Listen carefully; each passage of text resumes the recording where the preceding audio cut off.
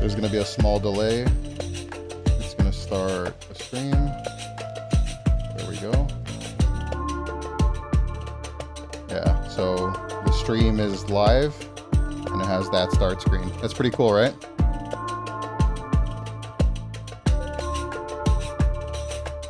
Just Ash. Yeah. Avoid the confusion too.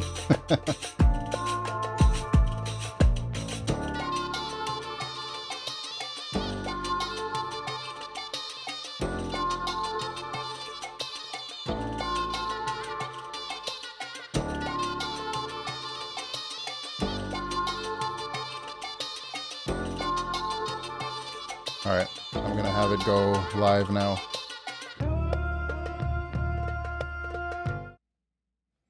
And let's just make sure that it went on. Should be good to go.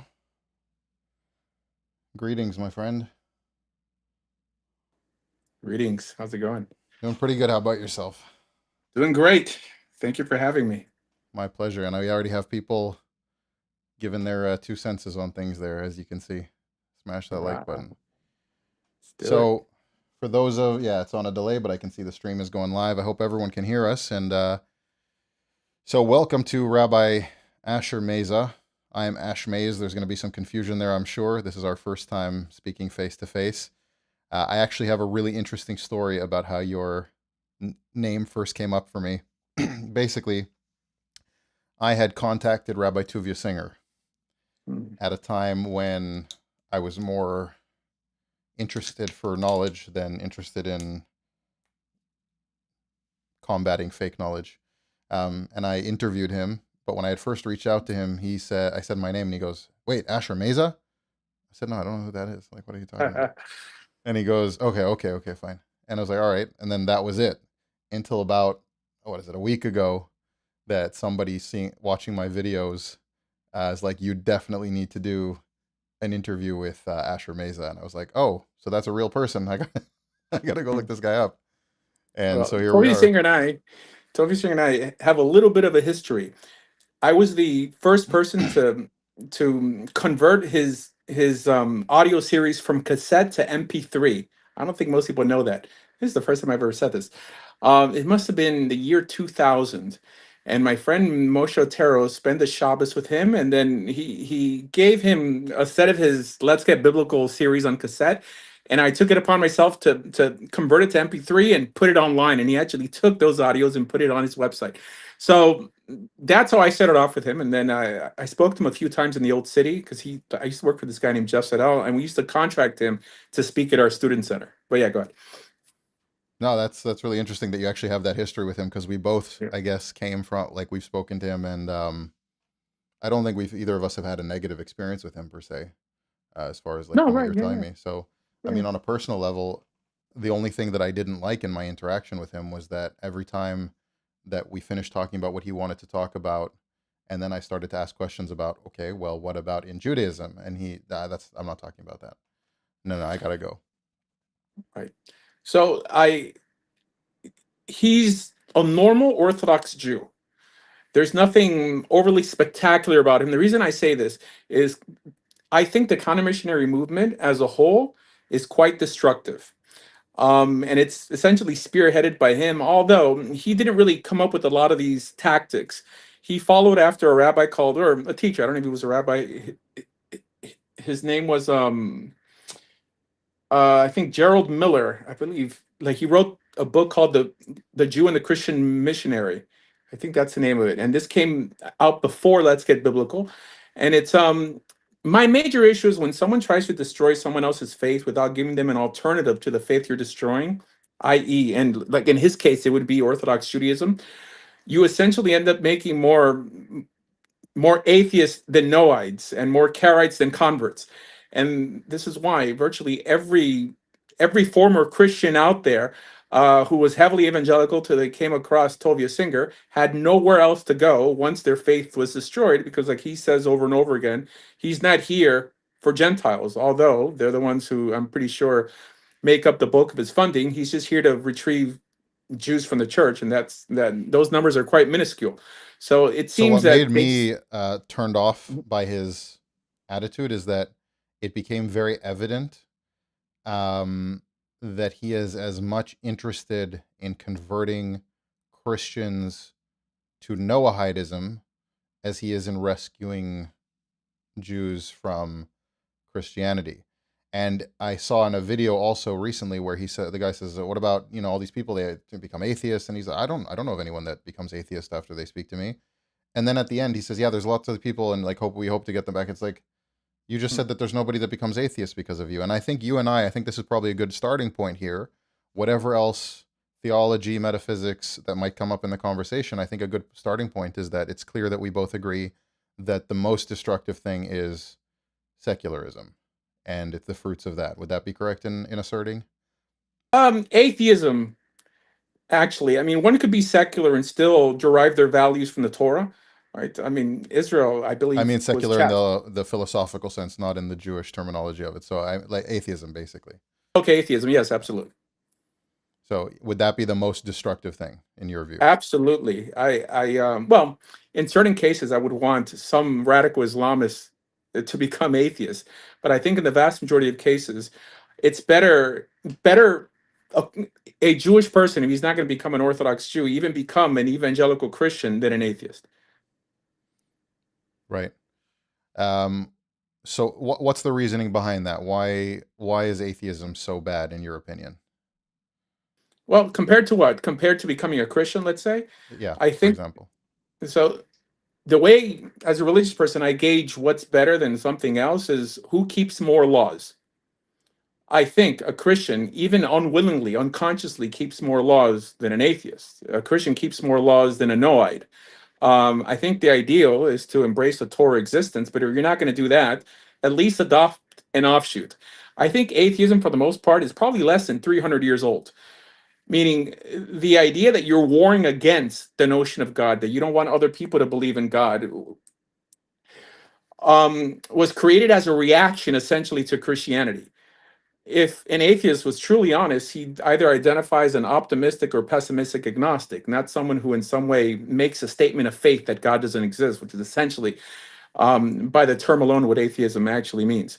So, in the last 150 years, I think more people have been unalived in atheistical pursuits than have ever been unalived in the name of Judaism, Christianity, or Islam. And that's 180 million people in the last 150 years under communism, the most popular atheistical pursuit. And this is why there's nothing worse on this planet than an atheist. Now, every Jewish person could claim to have an atheist in their family. Not every Jewish person could claim to have a Christian in their family. So anyone who's pushing this narrative that the biggest threat, the existential threat to Jews is Christianity, is living in a different universe. So what would you say then to the counter? Because this is the counter argument: is that from a an orthodoxy perspective in Judaism, the problem with the atheist is just that they don't keep the Torah. The problem with the Christian is that they are in violation of idolatry and laws surrounding that. So technically speaking, from a perspective of orthodoxy, it's worse to be a Christian because it's idolatry in the eyes of Orthodox Judaism. So atheism is also considered a form of avodah zarah, technically, at least from a Talmudic perspective. Kafira, which is essentially what atheism was traditionally known as, which is to deny, is a form of avodah zarah, like you're worshiping God or you're in some way relating to God in a way that He didn't prescribe. The problem with an atheist is that he tries to reinvent the wheel ethically for himself on a daily basis. The Christian shares our Bible, right? He can articulate his values from our Bible. So he's that much more trustworthy. An atheist derives his values on whatever his heart tells him on any particular day, on whether he had coffee or didn't have coffee or sugar that morning. So this is why most atheistical societies have only left a trail of blood and carnage. While I think that the existence of Christianity has been an ethical net gain on this planet, mainly because they try to emulate someone who lived a Torah existence. Okay, so your value that you see in Christianity is that they are in a very close way um, the next best as far as following the commandments of God on a Absolutely. objective standard, meaning that it's not a preference; it's an objective standard that they're appealing to. Yeah, well, and I come to that conclusion on strictly selfish reasons because I have to share this planet with these individuals. And I feel the same way about Islam. I think Islam is essentially an offshoot of Judaism, even though they deny it. Right? I think any academic could come to that conclusion that what makes Islam and Christianity an ethical force in humanity for essentially the good is that it recycled the ethics that first appeared in our Torah and just basically just brought narrative and metaphysics to the mix. Right. So how did you? What's your background in Judaism? Like, where did you get into this, and how you got to where you're doing? Because if I'm understanding correctly, you are Orthodox at the end of the I day. am Orthodox, You're and just I'm also a controversial. convert. Yeah, I mean, I'm actually a convert to Judaism. I converted around 25 years ago. Before converting, I was a Christian for a short amount of time, but I went to seminary as a Christian. I went to Jacksonville Baptist Theological Seminary. I actually graduated from there. And when I was in the military, that's when my eyes were open to Judaism. I was stationed in Fort Bragg, and the rabbi in Fort Bragg back then was Rabbi Horowitz, famous rabbi, did a whole study on the Hanging Gardens of King Nebuchadnezzar when he was in Iraq, and he gave me my first Jewish experience, and I never stopped. I looked into it. I came to the conclusion that Jesus wasn't God or the Messiah, and I felt, where do I go from here? And when I went back home, I grew up in Miami Beach, so I've always been surrounded by Jews and Jewish culture. So I ended up going to my local synagogue and just telling them I want to convert. After around 3 years, I converted, and I moved to Israel. I learned in Aish Torah in the Old City. I learned a little North Sameach and other yeshivas, and I never stopped from there. I think my philosophical approach in Judaism, I adopted more from Timanim in Eretz Yisrael. In terms of what I actually learned in yeshiva, it's not, it's, it, I don't think it's extraordinary. However, living in Israel, I got a taste of different cultures. I mean, specifically the Yemenite perspective on understanding halacha, which is based a lot on the Rambam, and a systematic theology that I think more most streams in Orthodoxy are lacking. I think most people just trust anyone with a long beard and a black hat. While I think Yemenites, based on Maimonides, wanted to make it make sense to some extent, and this is what Maimonides brought to the mix. This is why he's so popular, like in the religious Jewish world, that he Mhm. actually tried to break it down in some reasonable manner. Well, the funny thing about the Rambam is that he also was not hesitant to debunk the idea that the words of a rabbi are not ordained by heaven, meaning it's Mhm. just a person talking, and you can use your rationality as much as they can use their rationality, and you should obviously Mhm. be respectful and respect tradition and not make things up, but you can use your rationality to understand these concepts. Um, so the question is then, what is so controversial? You're an Orthodox Jew, you're a Mhm. convert, you're a rabbi. What is so controversial about Asher Meza that two of you singer thinks you're from the pits of hell or something like that? So I believe in proselytizing. I believe that So does he. yeah, right, right. But I believe in proselytizing people not based off of DNA or pedigree or yichus. So yes, it's true. The average Jew proselytizes, but prop they proselytize based off of pedigree. They think that if you happen to have a Jewish mother, that means that you're in some way redeemable, and if you don't, you're irredeemable. And Kabbalah has gone even further and says that if you end up converting, it's because you always had a Jewish soul. That means the Torah itself is not impressive enough to draw you to itself. It's always tied to blood. And I think the idea that blood matters is the last primitive belief that we have to do away with. And this is what they don't like. Now, there's nothing in Jewish law that prohibits proselytizing, right? And proselytizing doesn't mean going door to door telling people you have to become Jewish. My like on my show, I always have a banner saying that Judaism might be for you, it might not be for you, but just having that open door policy and letting people know that if you're looking for an ethical outlet in life, you may want to consider Judaism. They hate that. They hate that because it's a Kabbalistic principle, Esav Lasona Yaakov, that Gentiles will intrinsically hate us and they are the enemy. And I'll talk about this later. I'm sure. So the fact is though that there's a biblical injunction to love the convert and treat them with respect. So how do they justify demonizing what you're doing when people, let's say, not to their standard, but people come Uh, into being in the covenant of Israel, let's say? So they really believe that converts don't exist. They believe that if someone ends up converting, Alpi Kabbalah, is that they were always Jewish to begin with. They're just the reincarnation of a dead Jewish person coming back. So this is why converts are mistreated today, because they have to put them to the ringer to make sure that they truly have a Jewish soul, Pintele Yid, Yiddish Akap, all of the above. And it's this corrosive Kabbalistic ideology that has us so small and ethically, socially irrelevant in this world. So it's interesting. I don't know if you ever studied anything about late 19th century theosophy. You know what that is? I don't know. So there was a lady by the name of Helena Blavatsky who traveled to India and picked up some Eastern philosophy and picked up some Kabbalah and picked up some of this and Christian mysticism and all these different things. And when in a whole big act of syncretism created something called the Theosophical Society. Um, and so she was very into spirituality, but she divided people into spiritual classes. And the white European, according to her, was more spiritually evolved, and she equated it to something about Atlantis or something like that, some nonsense, right? Um, Mhm.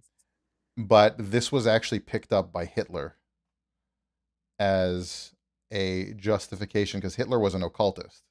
Like people think Hitler was a Christian. He said he was a Christian because his nation was a Christian nation, but he was an occultist, like objectively so.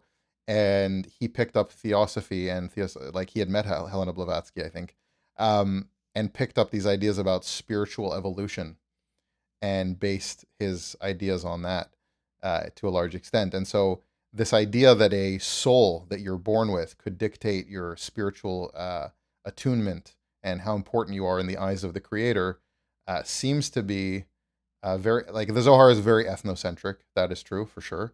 I was watching a video of a guy discussing the Zohar. He's very into Kabbalah, very educated.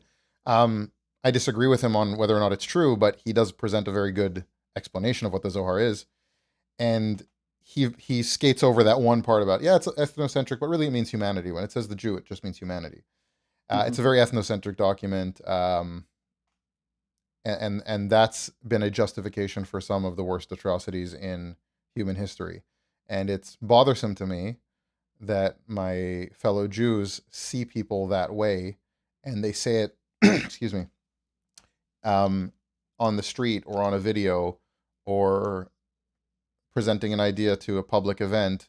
They'll say, no, we're very open and we're very accepting of people and we want to have good interfaith relationships.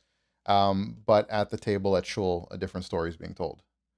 Yeah. So the Zohar essentially invented, or I guess really, really made it popular, the idea of a Jewish soul.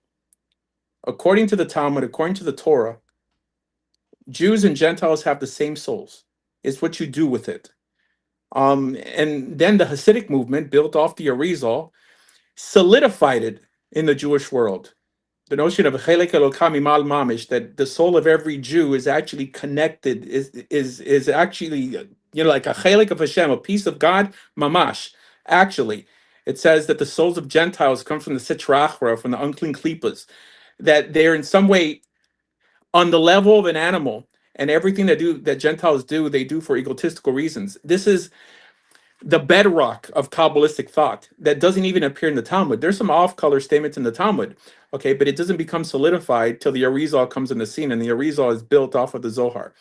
And this is why people who are not big fans of the Zohar limit their understanding of halacha to what the Rambam wrote, because the Rambam was a codifier before the Zohar was in our, as a rationalist, we believe was written, which is 1270 of the Common Era by Moses de Leon in Spain. Right. So it's only a corrosive idea. I mean, like, I'll stand behind the Talmud, as in, by the way, like, I denounce any abrasive, Well, I have a whole off-color video on statement the that's some. Talmud. I mean, the Talmud, people don't understand this. It's a compilation of discussions.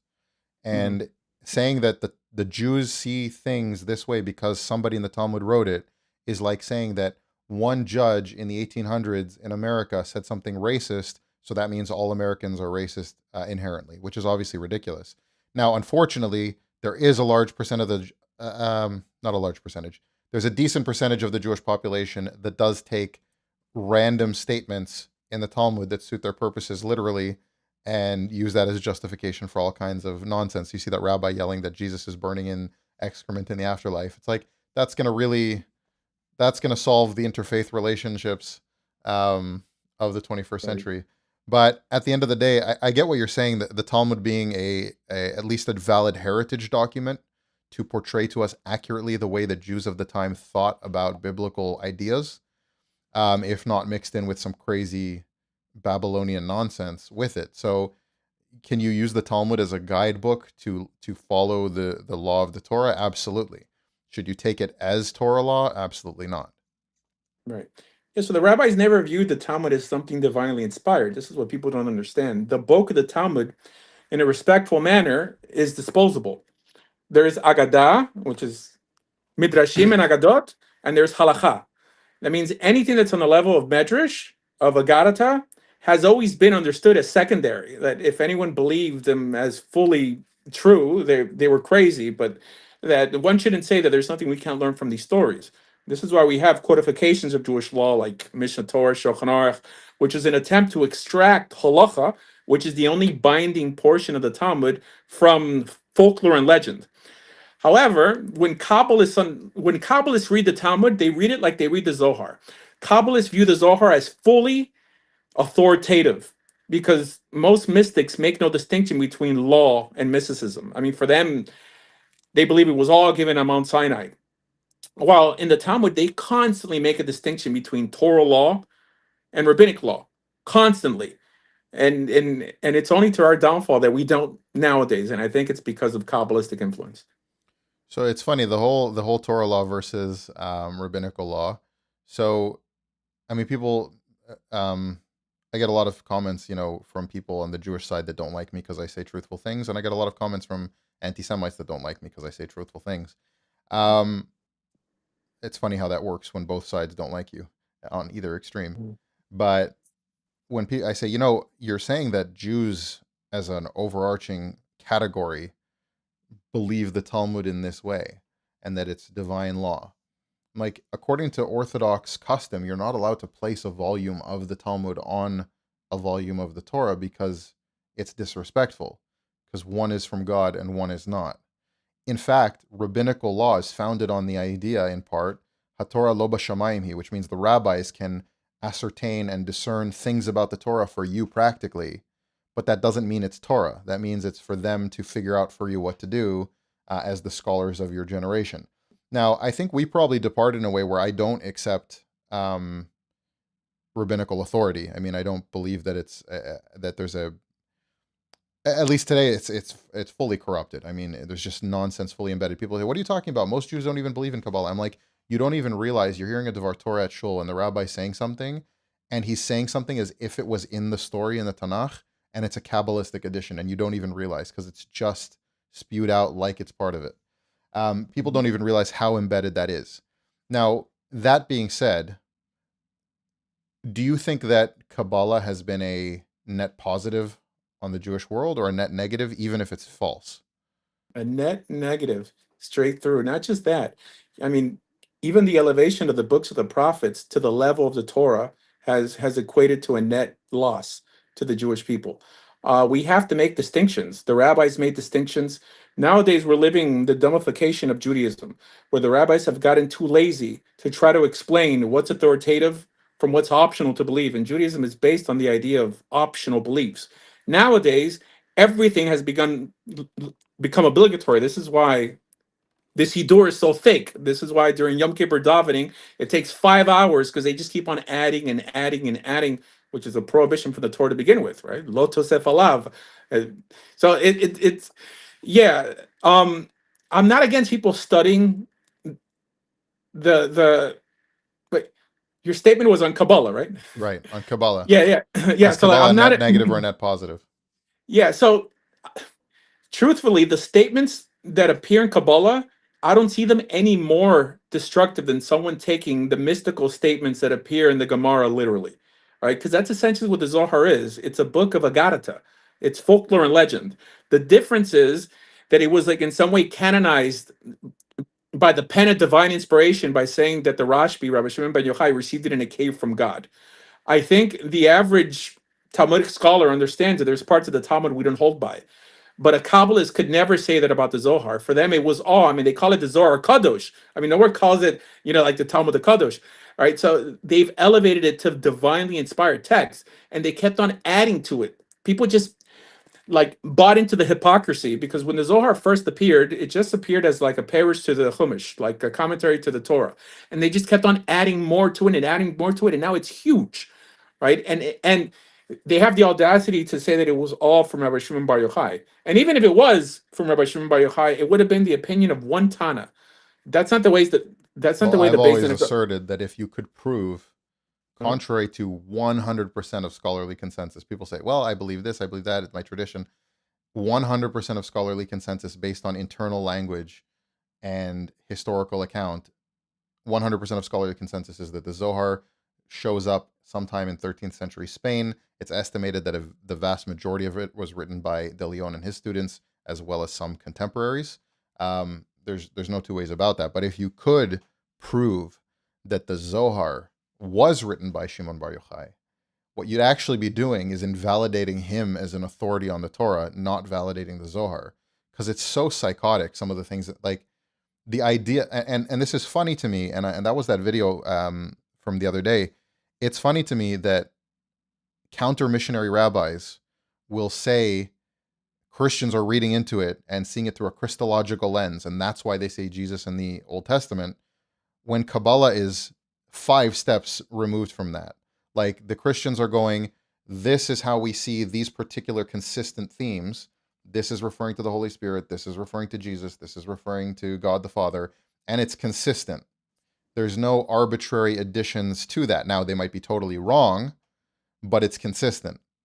Whereas with Kabbalah, it's just, there's no specific thing that they're referencing.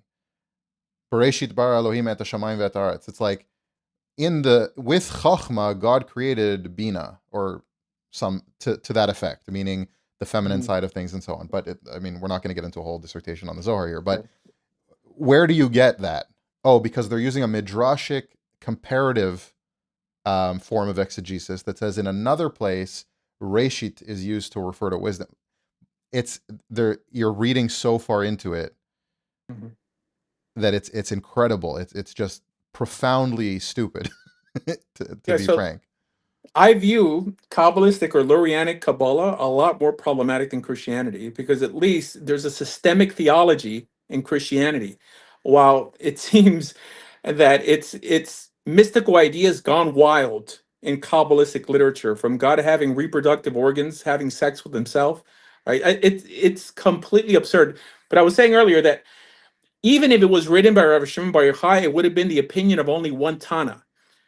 Now, what makes Rabbi Shimon Bar Yochai, such a special character in our history, is that he was a member of the Sanhedrin, and the Sanhedrin ruled everything into existence by vote. And one principle is that the Sanhedrin only has authority on practical issues, what we call halacha l'maisa, not what you believe. Like, not an issue that deals with nister, with anything secretive. Now, they make a lot of statements that deal with mystical issues, but it's neither here or there. However, Torah lo b'shamayim means that the authority was given to the Sanhedrin, as per Parshat Shoftim. This is the way I learned it. That in all matters of dispute, in terms of what you do, not what you believe, the court had authority, and it's a court that. This is why I wanted to introduce to you the Rambam's methodology to understanding the oral law, which would definitely invalidate every rabbi today, because every rabbi today, including myself, is a fake rabbi. Real smicha disappeared around the 3rd century of the Common Era. And like Maimonides says, that the authority of the oral law comes from the Sanhedrin. The Sanhedrin essentially went by different names, like the Shoftim, the Tzakanim, the Anshe Knesset Gedolah, and then eventually the Sanhedrin. It was the same court, we believe in faith, that God told Moses to create when he told him to establish a court of 70 elders, 71 with himself. And there was this authority to judge that was passed down from teacher to student that was known as smicha, that in order to be able to come to some conclusion, the Sanhedrin needed at least one person who had this proper ordination going back to Moses, and this ordination ceased to exist in around the 3rd century of the Common Era. And everyone nowadays who calls himself a rabbi, um, in some way sports that title, because in the 16th century in Sfat, there was a rabbi called the Mari Rav who tried to reinstitute smicha, but he wasn't successful because the truth is the Talmud never told us how to reinstitute smicha, so he was going off the opinion of the Rambam, and he created the ceremonial smicha we have nowadays, and people like me and people who learning yeshiva, whatever, could call themselves rabbi, but we really don't have the authority to put people to death or fine people money for any like Torah infraction. But that's a distinction that still Kabbalists choose not to make because they don't have this systematic theology that appears in the Rambam. Right. And it's interesting, like the concept of lineage in Judaism. I mean, it is a complete faith claim to say that there was even a continuous line from Yoshua to the first century rabbis. I mean, that's already a faith claim because we know that the temple was corrupted. We know that they were Greek and then Roman installed vassals. The Kohanim. This is interesting. I pointed this out to somebody. Rabbi Singer is very into his being a Kohen. He brings it up fairly often. And I don't mean to dig at him too much here, but it's just funny because it is a very lineage-based, ethnocentric idea. The Levites today are very likely descended from the Levites, right? Just like most Jews today, in some way, are descendant in all likelihood on at least one familial line back to Judeans from the 1st century, if not maybe a little bit earlier, who branched out earlier, or so on, maybe a little bit later. There's some lineage going back there,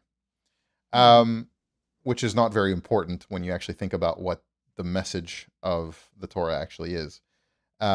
Because in biblical times, obviously, moving into and living with the people of Israel and following the laws is what made you a convert, not some ceremony. As you'd probably agree with, I'm sure. But no, well, I mean, I believe the Sanhedrin had the authority to like establish checks and balances. I'm talking about the time of like Ruth, even I mean, I believe the court still existed, so there had to be some sense of order. On a faith-based notion, you would believe that based on faith, there was a court there still validating those converts. So what's interesting, though, is that the Kohanim specifically are very unlikely today in any way to be descended from the original priesthood. The only group of Jews whose lineage is unlikely to be back to their original lineage, to the claim of the original lineage, because that priesthood was completely fabricated, falsified, all kinds of stuff with the Romans and the Greeks. It was an installed priesthood. Some of them were probably legitimate, and those were probably the ones that were very anti the rabbis in the 1st century and so on, and had conflict there because they were probably very Torah literalist, genuine priests from that lineage that didn't like that it was all going on. But it was a corrupt priesthood. Like everyone knows it's a corrupt priesthood. That's historical knowledge. So it's funny that Kohanim specifically today, our priesthood that are supposed to be in the redemption, doing these sacrifices for us, are unlikely even descendant from the original Kohanim at all. Yeah, no, for sure. Every Cohen is a Suffolk Cohen, just like every Jew technically is a Suffolk Jew. I mean, no one knows, right? Now there's this notion of teku, right? That when Mashiach comes, like he'll tell us. I'm not convinced of this idea, but that also tells you that we're not convinced that everyone claims to be who they claim to be, but they go off something called chazaka. So chazaka is like if you have some understanding, some communal understanding, you have people who could vouch for your claim, then you could claim to be a Cohen, which nowadays doesn't mean much. You get the first Aliyah, you could duchen. I mean, you get the best the Shidduch world has to offer when it comes to looking for a wife, just because they know, like I'm sure Tovia Singer has experienced, that older Kohanim who are divorced have a hard time remarrying because their criteria of the women that they're able to be with is quite small. I never thought about that at all in my entire life until this moment just now. It's a reality. That's funny. I didn't even think of that. They know that they're unlikely to be divorced. So well, it's interesting. I've met many Kohanim. I don't know if this is wrong to say, but many of them live a kind of decrepit existence sexually because of the stringency that's put on the life of a Cohen on who they can or cannot marry. They typically find themselves just sleeping around with random women because it's so difficult for them, right? So there's actually ways to like in some way paskin the kahuna away. And I think it's almost an admirable thing that it's probably better for a Cohen to, I'm not saying this is a halachic thing, but it's done to in some way get someone to, like a rabbi, a posek, not that I like, exist at the position or acknowledge that the position exists, to say that you're not a Cohen just so you could live a decent existence with a woman that you could call your wife instead of just sleeping around or shacking up with a woman just because you can't legally marry her, because then your kids, in case you have kids, would be mahalal, would not be kohanim. It's probably better to lose the lineage than to in some way live like an unethical existence, just shacking up with women because you can't find. I had no idea that that was even a thing. Yeah, Right. unfortunately it is. But yeah, what are you gonna do? So that's an interesting. I never thought about it that way. Like I didn't know that that was a thing at all. So how do you get to if the Talmud is if the Talmud is a source document and the Rambam is a good guide to how to think, and the Shulchan Aruch is let's call it optional to an extent, right? From I'm assuming from your view, based on what you've said so far, that it's not necessarily a definitive guide to how to follow Jewish law. Where do you derive, because you're an Orthodox rabbi, where do you derive halacha for your congregation, your community, your people? Okay. Where do you get to that? So Shulchan Aruch is not an optional work. Shulchan Aruch is essentially 90% Rambam. Shulchan Aruch is an abridgment of a greater work called the Beit Yosef, which was an attempt made by Rav Yosef Karo to codify or compile halakha. So he took the best out of the three major codifiers of that era, which is the Rif, the Rosh, and the Rambam, and he basically took the best out of three. So on any particular issue, if the Rif and the Rambam agree and the Rosh disagree, like he would hold like the Rif and the Rambam. So that means 90% of Shulchan Aruch is Mishnah Torah, essentially, of the Rambam. The difference is Shulchan Aruch is a compilation of Jewish law, while Mishnah Torah is a codification of Jewish law. A compilation means that he fed off other codifications, and a codification means that he went into source material and he extracted actual do's and don'ts, and left out all the fluff, i.e., like all the folklore and legend, midrash, and agadah. So the Talmud essentially is not authoritative. It's the first part of the Talmud that's authoritative. It's called the Mishnah. The Gemara, which is the other part of the Talmud, is a commentary on the Mishnah. Now the Mishnah is the same in Talmud Yerushalmi and Talmud Bavli. The Gemara that appears in the scholars of Babylon versus those in Israel, that was them trying to extract practical law from how they understood the Mishnah.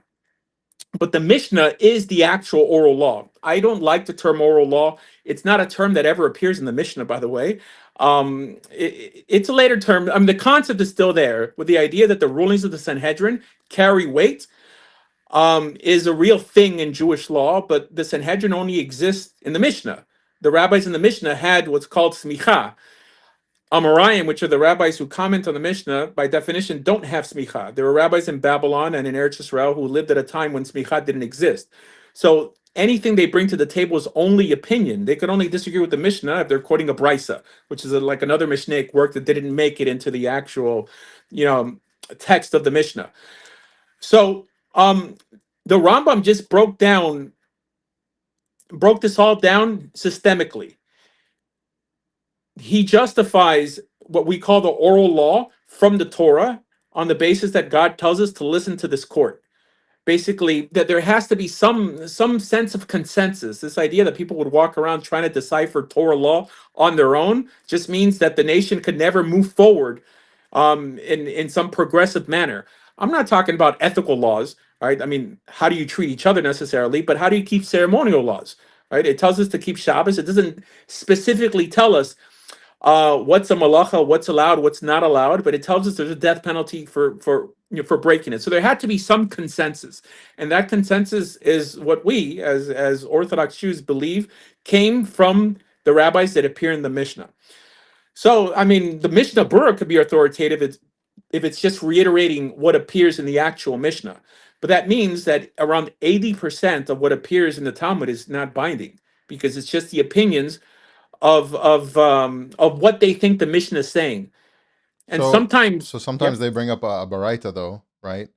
right. If you look in Masechet Baba Kama, like you're talking about something that could have mythical aspects to it in storytelling that then is Mm, being used to justify um, something practical in halacha. So I bring this point. This is like my favorite one is just when asked about the animals that you have to pay damages for that you understand are dangerous animals, right? There's a list of snakes and wolves and so on. And there's one is I forget the order that it comes out in, but there's a bardalis and he says my bardalis, nifraza, and I forget what the third one is called. But he's saying, well, this is this animal and this is a female form of the animal, and it's like a hyena basically. And he says, what is the difference between a male and a female hyena? Because they're talking about practical issue of if you have to pay damages, if your, I guess, pet hyena damages somebody's flock or whatever else it is. Um, but the difference is, well, the male of the species, after 7 years, turns into, I think it's first is arpad, and then is like it's a bat, and then it's like a blood sucking bat, and then it's a thistle or a thorn, and then it's a tree, and then it turns into a demon. Each one in 7 year time periods, and that's the justification for why one is male, why it's important to give the distinction of male and female on this mm, animal there. And then the the Talmud is supposed to be using some kind of exegetical process to get this from Torah. Why you think that? But they go to another rabbi's opinion. Well, how do we know that a hyena turns into a bat after 7 years and then into a demon and so on? Well, because just like your spine turns into a snake after 7 years after you die, if you didn't bow properly at the Modium prayer. And it's like, have you ever seen what's it called? Monty Python, The Quest for the Holy Grail, and they want to mm, burn the witch, and they're like, "Well, how do you know she's a witch?" Well, what? Well, was she burned? Well, then, well, what else burns? It's wood, and wood floats. So how do you determine it? Well, what else floats? A duck. So if we put her on a scale next to a duck, and they're the same weight, then she's a witch. And it's like that's what that feels like reading portions of the Talmud. yeah. And Well, I mean, it and should and feel like rabbinical that. law, well, rabbinical law is derived from that, which is for me why I can't accept it even as a source document as far as how to live in accordance with God. I can accept it as a source document for understanding Jewish heritage and tradition and Mm, certain very very specific things like um I mean we have this over a long tradition, but you have like tefillin, for example, is very likely to be authentic today, very similar what it was in the first century BCE, for example. Um, just because we have archaeological evidence as well as a tradition that goes back far enough that we know that that's what it looked like. So, in some practical sense, we can follow the rabbinic tradition and go, this is what a talit is supposed to be to an extent. Obviously, there's some differences there. This is what tefillin is supposed to be roughly. Roughly, this is how you keep the Shabbat. So, there are some practical elements where I could see, okay, so you could live in accordance with God's law from the Torah according to this, and you could be an Orthodox Jew and get to somewhere close to what God wants from you as per the law. The mhm. issue then arises for me is that, and I got to give credit to certain people. Like I know you probably don't like Rabbi Mizrahi, for example. I mean, he's a great storyteller, right? I So think he's a my little abrasive. so my appreciation for Rabbi Mizrahi is that in a world of rabbis that will take a buck to say the right thing, he doesn't do that. That's why I like him so much because he will give the moral standard and not compromise that, whether he's Mhm. abrasive, even if he's wrong in some cases. Okay. But I like the fact that he has a certain high level ethical standard that is missing today in the Jewish world. But um, where was I getting with that?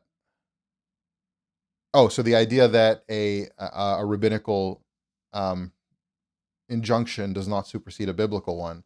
And we see that going on nonstop in the Jewish community. And this is where one of my core issues is a story of a person that is visiting family and will be berated and abused verbally in front of family for eating something dairy 3 hours after they had chicken under the pretense that it's a bad influence for the people around who would never have thought twice about it if you didn't bring it up. What you're doing is because of violating a 5 steps removed away rabbinical injunction, you're going to violate one of the most fundamental precepts of biblical law, which is reiterated in rabbinical law by Rabbi Akiva as one of the most important things. And so, and that's kind of one of my core issues with the Jewish world today, is that it's image and status and who gets the what seat in shul and who appears the most pious, but none of the fundamental decency is collectively enforced in the way that Mhm. rituals are collectively enforced. Mhm. So in the rabbinical world, nobody viewed the rabbis in the Talmud as infallible. Everyone knows anyone who's attempted to accomplish daf yomi gives up typically because they run into such trivial statements that it just gets monotonous from that perspective. There's a whole masechet in the Talmud called Masechet Torayot that deals with the errors of the Sanhedrin. Um, Nobody walked around thinking these people were divine. However, for the sake of structure and order, we knew that they had the final word on everyday Jewish practice as long as it didn't violate a Torah standard. So from that perspective, many cases, it's a mitzvah to break a halacha, and I could think of a handful of halachas that I actually have a problem with, uh, a lot more than a handful. However, that doesn't deny the fact that Israel can't move forward without consensus. I mean, the idea, and I thought of, I mean, to correct myself earlier, like the book that Let's Get Biblical was built on is like from a teacher called Gerald Siegel. You guys could look it up. It was Gerald Siegel, like the Jew and the Christian missionary. But the idea that if it's been like a religious norm to wait between min and milk, and by the way, nowhere in the Talmud, nowhere in the Mishnah does it tell you that you have to wait 3 hours or 6 hours. It says you basically rinse your mouth out and you can eat the other meal. I mean, like the Birkat Rambam Hamazon, right? says, right? The Rambam says kamoshesh, like around six. The Ramah says 1 hour. Dutch Jews wait 1 hour. Yekas wait 3 hours. But there is some standard, some sense of decorum that if a person claims to submit to a certain, like belief system, that they should try to, like uphold. Now, clearly, decency and one should always be done to give people the benefit of the doubt and not try to embarrass people, which is probably the worst thing that you should try to do. But that happens in all belief systems, right? I mean, that doesn't mean that we have to do away with the standard and the idea. Like, I'm not convinced of this notion called Euritos Adoros that people think it's more of a mystical idea that only because a generation came before that we should elevate them, like head and shoulders above our scholars today just because they're closer to Mount Sinai. And these are people who believe that are those who go out on a ledge and try to defend every primitive statement that appears in the Talmud without just acknowledging the order that they bring into the mix, how they've kept the Jewish people on board. If you're Reform, Conservative, or Orthodox, you keep Yom Kippur on the same day, right? I mean, you bought the calendar, like put together by Hillel Bet, right? Order, order, order, consensus. Right now, the problem arises when you start believing that all this was given to Moses on Mount Sinai, which, by the way, doesn't appear in the Mishnah either. I love making this comparison of what appears in the Mishnah and what doesn't, because it tells you when it was essentially developed. I mean, the Mishnah had this notion called halach leMoshe Sinai, that there is maybe a handful of laws. The Rambam limits it to 30 laws that may have been given alongside the written law on Mount Sinai, and even those are up for debate. But mystics, in order to justify things that both of us would acknowledge as primitive, will say that it was all given to Mount Sinai. Thus, they poisoned the well, philosophically for anyone coming to Orthodox Judaism, because you really have to check your brains at the door from that perspective.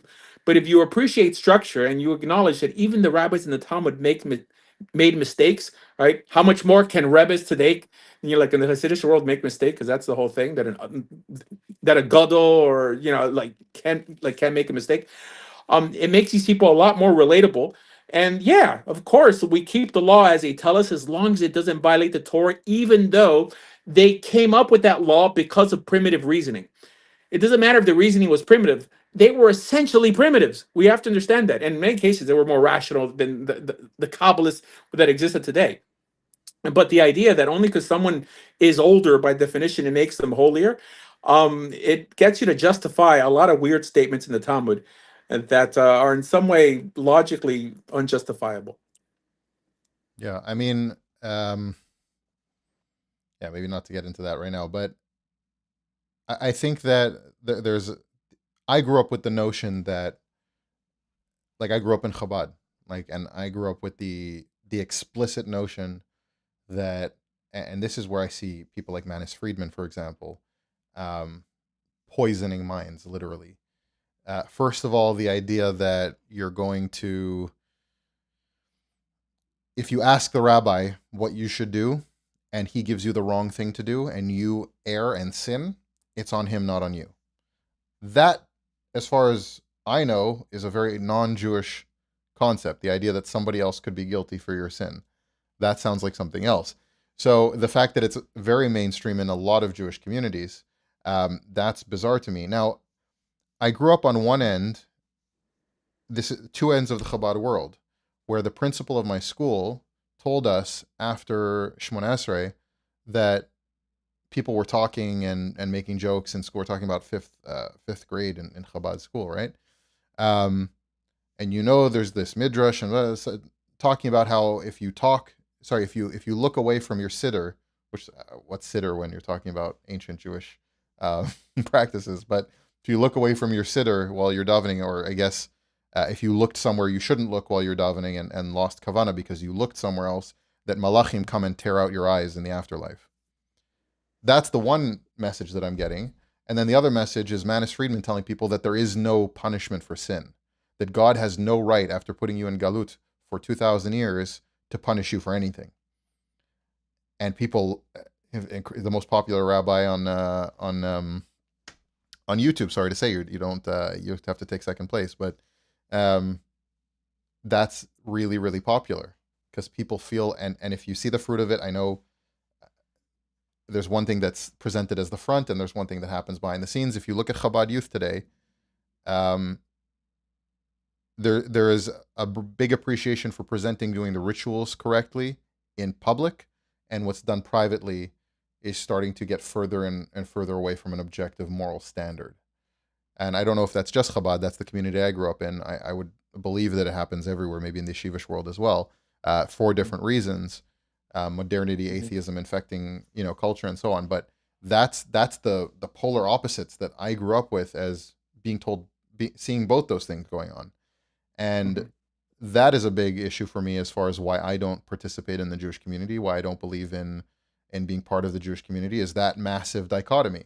That drove me away. And people think, you have a chip on your shoulder. They watch my videos, they say, the Jewish community hurt you, you have a chip on your shoulder. Nobody hurt me.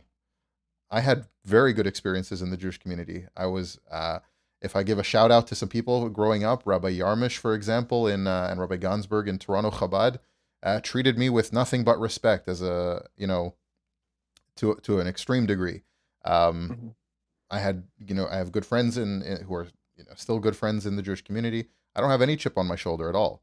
I came to the realization at some point that without being able to point myself to some ethical, objective standard, and then once I started studying and actually delving into it deeper on a philosophical level, not just an ethical standard objectively, but a metaphysical and epistemological standard objectively, that I found that I can't find that in the Jewish community, no matter where I look. And that's my issue. And then once you're stepping away and looking from an outside perspective, you're going, these are some serious issues, and nobody's talking about them. And that's where I come into that with my opinions on things. But this is why I feel that God's going to give a pass to many Jewish atheists, because what alternative do they have? It's like Reform or Chabad. Well, let me introduce you to what I belong to, which is more rational Judaism based on Maimonides, also known as like Dordaim. It's a philosophical idea made popular by Baladim, like Yemenite Jews who like got fed up with the Kabbalistic world hijacking everything religiously. But it doesn't toss at the Talmud. It just gives you a different perspective on how to look at it.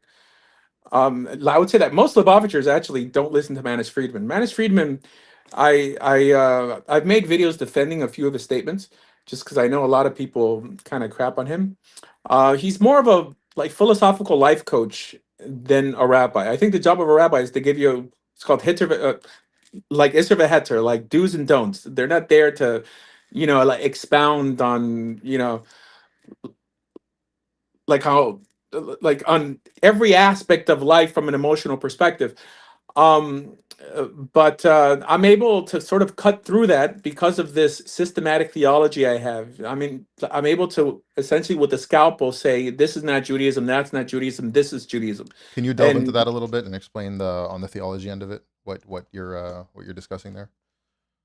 oh, well, the systematic theology is that everything a Jewish person has to believe. I mean, I'm essentially trying to connect the dots religiously for religious people. I'm trying to package it and hand it over, I mean, to my kids, to other people. And that's something that most Jews don't do, right? I mean, they think that one way to get people to become religious is to put them through some guilt trip. Like your grandmother would love it if you dated a Jewish girl, if like learned in yeshiva, but not confronting actual, daily philosophical problems that everyone, I mean, struggles with, individual moral training.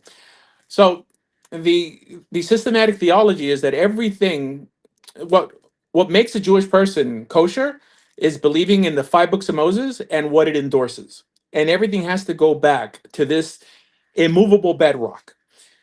And that's, essentially the commandments within the Torah and what we call halakha. And halakha, like, are the rulings codified by the Sanhedrin. However, I would say that most people who have something negative to say about Jewish law, especially as a reason for not becoming Orthodox, 9 out of 10 times had nothing to do with Jewish law, but some midrash that was, blown out of proportion. Like, why do we carve the challahs? Demons on your fingers, ruach ra, and all this nonsense that was what has nothing to do with the actual final law. You don't have to believe in any of that stuff. However, you do have to believe in consensus, in some sort of level of authority that God gave a specific group of people, that even they, when deviating from the Torah standard, should not be listened to. I mean, there's a statement in Masechet Torayot as well that says that you can't hide behind the statements of any teacher, that you're responsible for your bad decisions. Your major issue is with Kabbalistic movements and incorrect ways of viewing Jewish law, not the actual plain Jewish law, just the plain black and white do's or don'ts that appear in the Mishnah. I would say that's maybe 20% of what people call the oral law today. The bulk is basically chumrot, these stringencies built on top of stringencies that no one is willing to call out. And that's what I do. And that's, apart from the proselytizing, that's one reason people don't like what I do, because I view the Zohar and what came from it as optional to believe. Now, in the minds of some mystic, that's equivalent to me burning it, right? It's optional to believe, and we know internally that things, According to some mystic, that's like you murdered God or something. yeah, So, and things that are optional to believe are not worth making sense of. And that's their whole existence. You can't debate Kabbalistic concepts because they're all over the place, right? Now, when you're into proselytizing, it gets you to sharpen your arguments up because you no longer just believe things because someone told them to you. You're trying to give it over to some atheist, some pessimistic agnostic, and it has to make sense. This is why Christian arguments get better and better, and Muslim arguments get better and better because they're tested in the arena of debate. But Jews never speak to people who disagree with them much, so this is why our like our logic, right? Like our reasoning is so primitive. It's so primitive, and it's the response. It's really the responsibility of the rabbis. The reason we suffer as Jews today is because of incorrect rabbinic influence. have you ever Incorrect. seen the videos of a guy named Sam Shamoun who I came across recently Yes, debating I'm not a fan. Orthodox I mean, Jews? I think yes. I mean, I think that he's lowered the bar for discussion. I would love to debate him.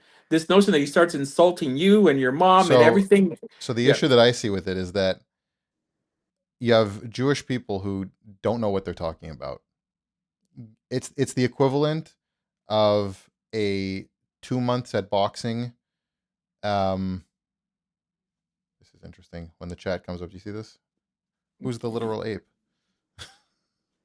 Um, when if you have like somebody new to boxing and they're a lightweight, put in with the heavyweight champion, and then Mhm. saying the heavyweight champion won. Look how cool he is, and it's like that's obviously not how things are done. But so the question then for me is, if somebody is, we see a lot of people looking for some kind of meaning and purpose now because postmodernism is wrecked Mhm. wrecked the Western world. People Mhm. have no clue up from down what morals and ethics are, anything like that. I don't even mean what things should be done. I mean what the concepts mean. What is living a life in accordance with some kind of objective ethical standard or something like that. So if somebody came to you and presented you with, okay, you have this form of Judaism that you actually preach to people to become part of. One, on a pragmatic level, how does it make my life and the lives of people around me better? And two, from an epistemological standpoint, how do I know that it's true? Oh, I never argue truth because I can prove it. This is all based on faith. My whole relationship with God is based on the fact that the Bible, specifically the Torah, has been the main book, not the only book, but the main book to civilize this planet. From an academic perspective, I can't articulate every passage from it, ethically, right? I mean, there's some parts of it that I don't understand. But in life, the choice typically isn't between what's horrific and what's utopian, but between what's good and what's better. The Torah is the better alternative. And every other attempt to in some way reinvent the wheel ethically has only left a trail of blood and carnage. So it seems that the laws that appear in this book have been an ethical net gain for humanity. So it makes me believe that it must have come from some divine source. And if this divine source cares so much about me to give me this higher standard to aspire to, this gets me to in some way reciprocate that love. That's the extent of my relationship with God, the extent. I don't think I can prove that God exists. I don't think people could prove that he doesn't exist. However, what I could prove is people adopting a Torah lifestyle for themselves, living richer, fuller lives, happier lives. That I think could be proven. And that's the whole basis of, I guess, ministry, amutah, whatever, but whatever I bring to the table is to try to make people better through individual moral training. But the only way I'm going to do that is by having some sort of, systematic theology, and not saying believe me because I'm a rabbi, or believe, the Talmud because I believe it was given on Mount Sinai. For sure. And now, why don't I encourage Christianity or Islam? Well, Christianity and Islam are ethical because they're based off the Torah. So it's just basically recycled ethics with a problematic philosophy that I feel will end up catching up with them. This is why, I mean, I hope they don't remain Christian. I hope they don't remain Muslim. I hope they graduate into Judaism. Although there's a lot of work to be done in the Jewish world before we can But you don't probably, advocate for Christians becoming Jewish because you do see the level of problem at the moment of where that can lead. I do advocate. I proselytize. I mean, I encourage them, but I tell them from the outset that anyone who converts nowadays is really just chaff for the fire. There's so much to be done in the Jewish world that you're going to be made to suffer as a convert till we could finally start moving forward. Right? For sure, this whole notion that converts are elevated, Vaftim at Ger, Gerlo, Tone, all this stuff, is almost non-existent when you embrace Kabbalah. Um, However, I mean, you have to suffer. We have to take a few steps back before we could start taking big steps forward, and that's what you're going to deal with if you're going to try to make any change in the Jewish world as a convert. You're going to be made to suffer. If you're a convert who just keeps your mouth shut, okay, they may ignore you, but if there's any form of pushback, they're going to remind you daily you're a convert. I'm sure that happens in all belief systems. But yeah, there's a So lot to be done in the I Jewish mean, we world. see that. I mean, I'm not a convert, but I grew up religious, but like from a very young age, from 1 years old or whatever it is, my family was religious. But from parents like Balei Tshuva parents, right? You already see that shift, Overton window, and then when it comes to converts, you definitely see that. I mean, there's Mm. there's what's said as the public face, and then there's what's said at the table when nobody's listening in shul. But Yeah. so those are two very different things. So if I'm understanding correctly, you have a faith relationship with the Torah, but you have a pragmatic approach to why Judaism specifically is the right way to go about things on a ethical pragmatic level, meaning what it can actually bring to your life and others around you, the good that it can do, and but not necessarily an epistemological claim to truth there. It's faith and then pragmatism, but not necessarily an approach to why you know it to be truth. Is that Right. correct? I don't know it to be truth. Like I believe in God because of the Torah, but I don't believe in the Torah because of God. So I have this love affair with the Torah, and I think that's the first. That's the healthiest way to come to religion, right? I mean, solidify yourself with the ethics that appear in the Torah, and then fall in love with the author of those ethics. If you do it the other way around, I think you're always going to fall short. You're always going to feel lacking. I think it's one and the same. The Torah and Judaism, there's like in my mind, there's no distinction. So I believe in individual moral training, and then when you begin to reap the results of such a lifestyle, that's only that's the only time you could truly appreciate the God of Israel, and then actually say that you love God. But I don't know that God exists. I can't prove that God exists. I think the healthiest position to take is to identify as an optimistic agnostic. I don't know that God exists, but I sure hope He does, because I see how the effects of people living a godly life, that the ethical net gain in this planet that it brings, that it essentially helps me leave this world a little better for my children to flourish in. Yeah. So at the very least, you're saying that because you do have a faith in this God, that you can appeal to an objective standard, whereas the atheist cannot appeal to any objective standard at all. Correct. Well, not just as God. This God as a lawgiver. His Right. law is what makes him exceptional. It says in Is Isaiah that that your the issue holy with God is made. Christianity? Is that the law aspect? Oh, I'm not a fan of Christianity. I am a defender of Messianic Judaism, though, because I think it's secondary who you believe the Messiah is, even though you want to attribute divine qualities to him. I think that's like, I don't necessarily believe that's against the Torah. Like, I don't believe it. But right when someone says that the Torah's been done away with, that itself is an act of avodah zarah. Like, you're worshiping God in a way He didn't prescribe. So there's And, a really from wide range of Messianic Jews. Some are essentially evangelical correct, Christians. Some are Jews who believe in the Torah law and believe in Jesus as the Messiah. And then there are those that also believe in the divinity of Jesus. So there's like a pretty big spectrum there. You're saying people that accept Jesus as either the Messiah or the Messiah and God, but as a lawgiver, and the law is what's still important. That's what correct. you're I mean, saying. in my mind, I would validate a Messianic Jew who believes in the oral law. He would have to believe in the oral law alongside the written law. In terms of who they think the Messiah is, if I'm forced to tolerate Kabbalists and a minion, then I could tolerate a Messianic and a minion. Okay. And you think the Kabbalist is the more problematic one, obviously. Absolutely. The average Kabbalist doesn't know actual Kabbalah. Okay, like if you want to see Kabbalah taken to its most irrational, destructive, perspective. I mean, look at Shabtai Tzvi. I mean, someone who himself claimed to be God and didn't lose any of his following. The vast majority of the Sephardi world followed Shabtai Tzvi, and for some A reason now they third have of an the issue with Jewish world. Christianity.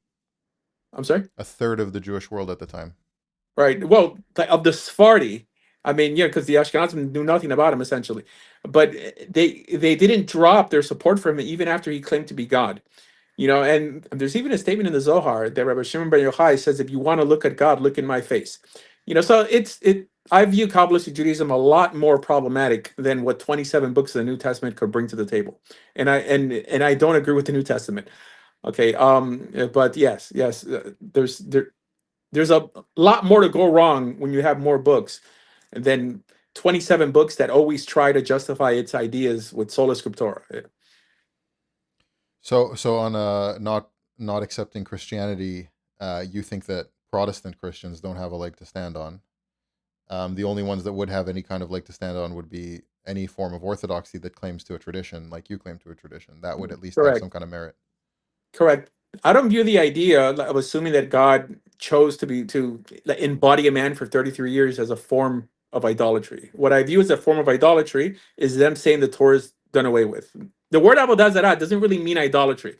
That's interesting. You don't It's have a theological issue with Christianity. You have an ethical issue that it does correct. away with the law of God.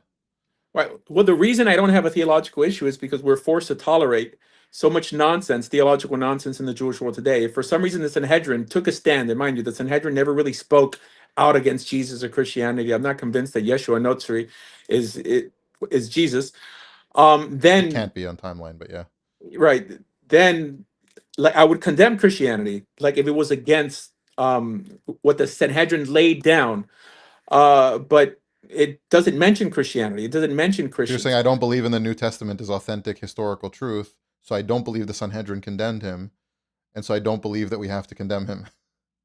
So No, it's almost well, like if I'm willing to tolerate like a Chabadnik and a minion, right? Like even though I don't accept the Tanya as anything other as within opinion literature, why am I in some way going to push a messianic out who has a similar book to the Tanya called the New Testament? That they actually extract less theological ideas, new theological ideas than the Tanya brings to the mix.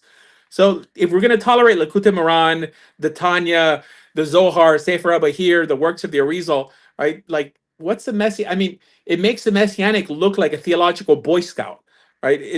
What's good for the goose from that perspective is good for the gander. Yeah. I got the most recent chat here. You'll like this one. You see it? Somebody This calling you. rabbi, Somebody calling you out. I'm sure he'll no, have. that's yeah. I'm sure he has wonderful So arguments. But I've had over 180 debates with rabbis, and it's all on my channel. My channel is TorahJudaism.com, by the way. And I think everybody knows that Asher Meza doesn't lose debates. And I mean, it's just out there, I mean, but they say that. when I heard the fear in Tuvia Singer's voice when I spoke to him on the phone, I didn't know who you were, but he thought I've that I asked to was debate you. him many times. Also, Rabbi Mizrahi that refused to debate me. He And defers so to the debate thing, everyone. yeah, I debate. Well, I mean, that's how we grow, by the way. And I do have an agenda. My agenda is to make this world a better place. And I think they're perverting this ethical well we have in the Torah by their dumbification of Judaism. And my goal is to call them out.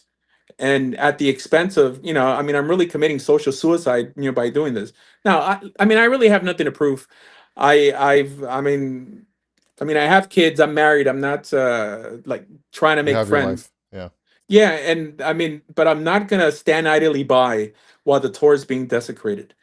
And I think that everyone should pick up the banner after me, alongside me, to heck push this authentic form of ethical monotheism. Right. On the debate note, just to point out, I think who was it that said your debate is not to convince your opponent that you're right; it's to convince the people listening that you're right. One hundred Um, percent. like One nobody's hundred going to percent. convince their opponent in a it has happened, but I've never, for the most part, you don't convert your debate opponent to your way of thinking. It's for the public to see.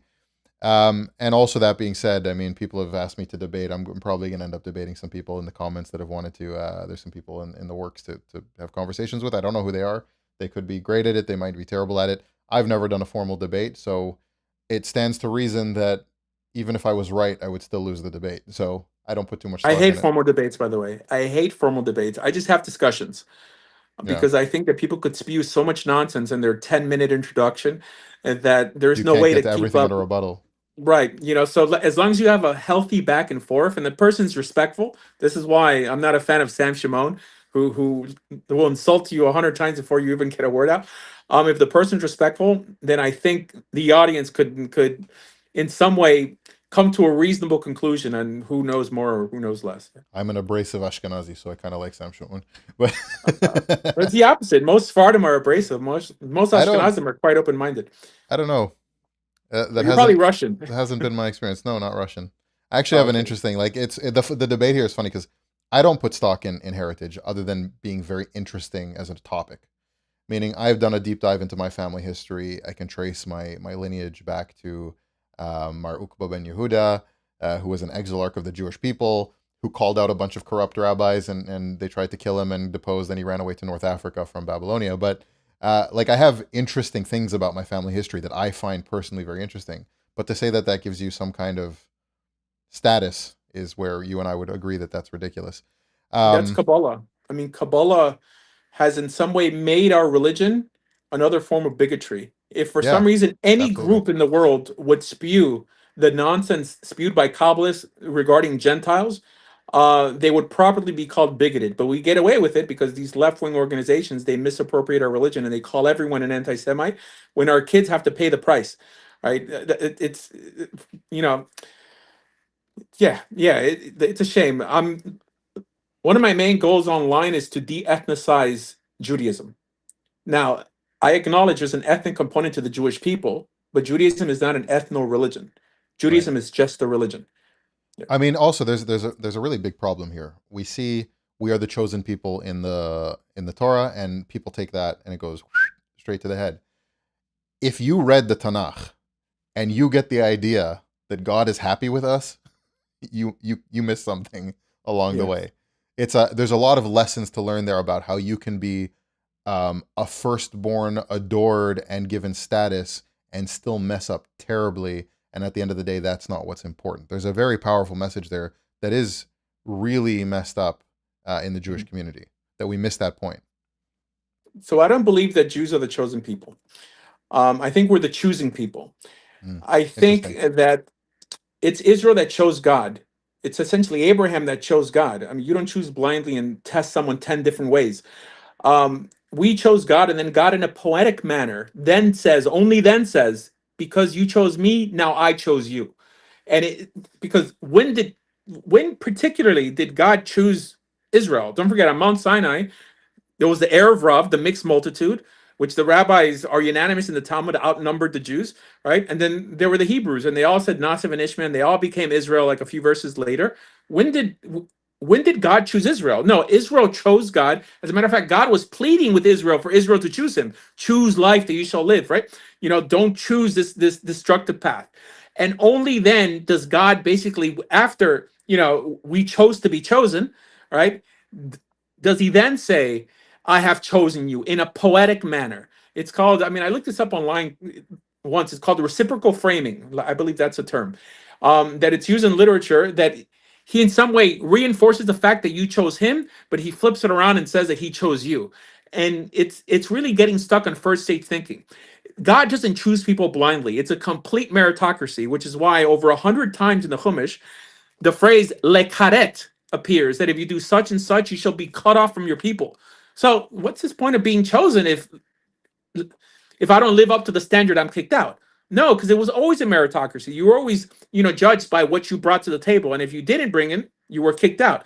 So yes, according to halacha, if you happen to have a Jewish mother, according to halacha, you're Jewish. I mean, it's a rabbinic ruling that having a Jewish mother makes you Jewish. Okay, but it's similar to being born of Islamic parents makes you Muslim. It doesn't mean that God validates you as Jewish just because you have a Jewish mother. It just means that from an Islamic perspective, you don't have to say your Shahada.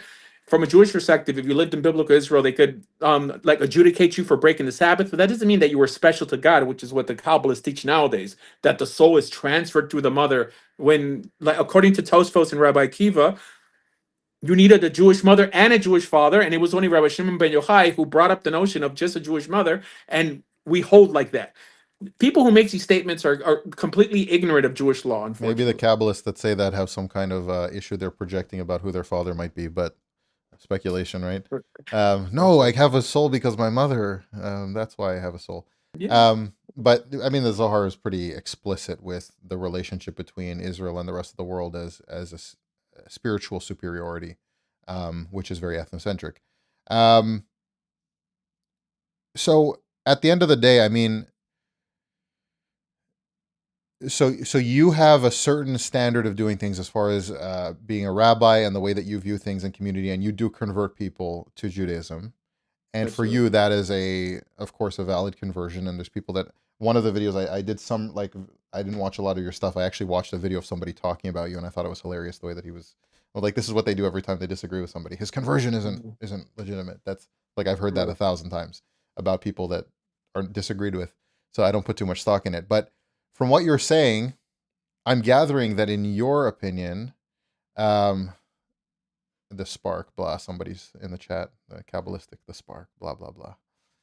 Um, do you find that somebody who converted to Judaism and takes on the law of Moses authentically is more validly Jewish than somebody who was born to a Jewish mother who completely rejects Torah and is an atheist? Oh, 100%. I mean, from God's perspective. Remember, like, the phrase Jewish doesn't mean anything. Even in Jewish law, it never appears in the Talmud. When does the word Jew appears? It says it's Israel. Um, there's legal standards for being Israel, and there's religious Torah standards for being Israel. Right? This is why, like, the rabbis have no issue with what they call, let's say, a mumer lechachis, like a denier of God who's angry with God, that it calls him kegoy or kekuti. It basically says that they're equivalent to a Gentile. That doesn't mean that their kiddushin is invalid. meaning that yes, today I can marry George Soros, to like to Rabat Cohen, right? It's a valid marriage according to Jewish law. That doesn't mean that God validates George Soros's Jewishness or religiosity. So it's for sure a meritocracy. If someone strives to keep Torah law and they identify with the covenant, which is essentially what Jewish really means, right? Like if we had a phrase for our belief system, it should be Torah covenant. If you're part of that covenant, then you're clearly head and shoulders above someone who isn't part of that covenant. And it's not a covenant that you can be born into. Every Jewish person or halakhically Jewish person in their life has to come to that point where they decide to follow Torah. Now, some people are born with the silver spoon in their mouth. They have certain advantages, right? So yes, being born of a Jewish family could mean that you have access to a great Jewish education that a convert may not have had. But that doesn't mean that he's intrinsically special. The notion of intrinsic worth doesn't appear in the Torah. It's all merit, but circumstance and luck applies to every aspect of life. And yes, like if you happen to have been born of a Jewish family, you have access to a lot of the areas that a non-Jew may not have access to. But at the end of the day, if you choose Torah, if you strive, to be a decent person, you're going to be head and shoulders above someone who merely just has a Jewish mother and a Jewish pedigree, but doesn't believe in God or Torah. Yeah, I appreciate that take on it, because I think we do put too much stock in what you're born as, and no real consideration for what you've earned. I mean, so what would you say to me as far as me, like what I said earlier about I came to the conclusion that rabbinical Judaism cannot provide me an objective stance on epistemology, on knowing what the world is, what God is, on the metaphysics of the world, and therefore not on the ethics either. What would you say to me with that challenge? Because that is, I guess, the difference between us here in this conversation is how I view that at a core level. But that's not the job of Judaism. The Judaism is not there to give you the why. Why believe in God? Who is God? Or I mean, for sure, it's not there to help you dissect God philosophically.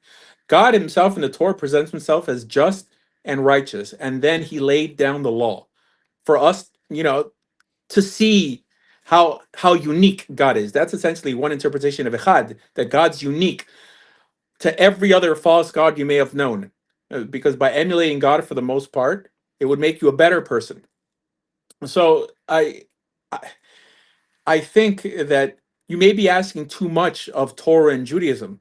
It says in the Torah itself that the secret things are for God, and only what He has revealed is for us and our children to do. There are many atheists, by the way, who put their kids in religious schools because they understand that a religious education is an ethical net gain in their life.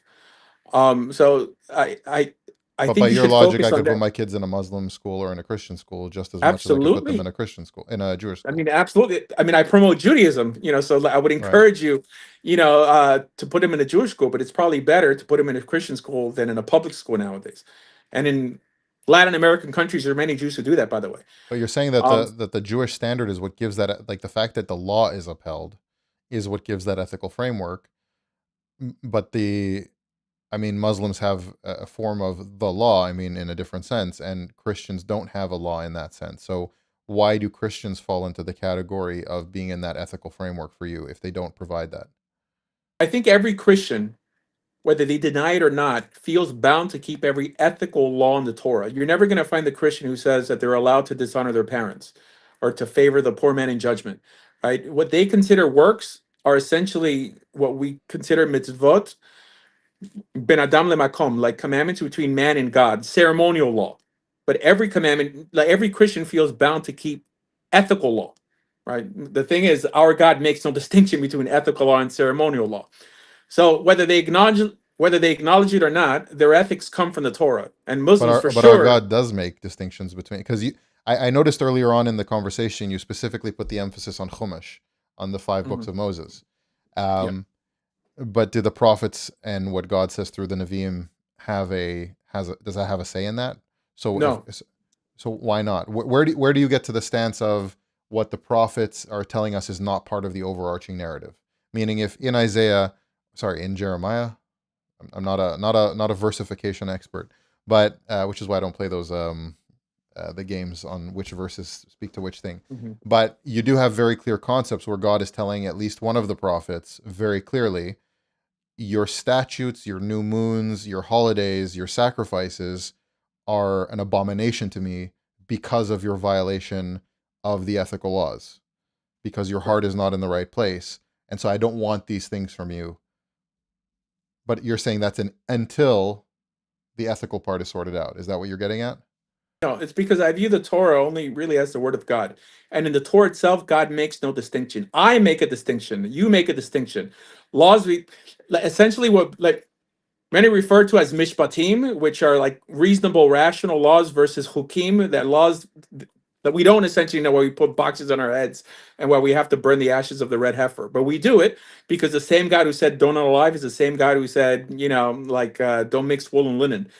God never sanctioned us to write any other book than the Torah or the commandments within the Torah. As a matter of fact, it says in Deuteronomy 12 and 13 that if a prophet brings anything new to the table, you're supposed to take him out and stone him. I think that Why when a does that prophet not just why does that not apply to Jeremiah, Ezekiel, and Yeshayahu, Yechezkel, Yirmiyahu, Yeshayahu?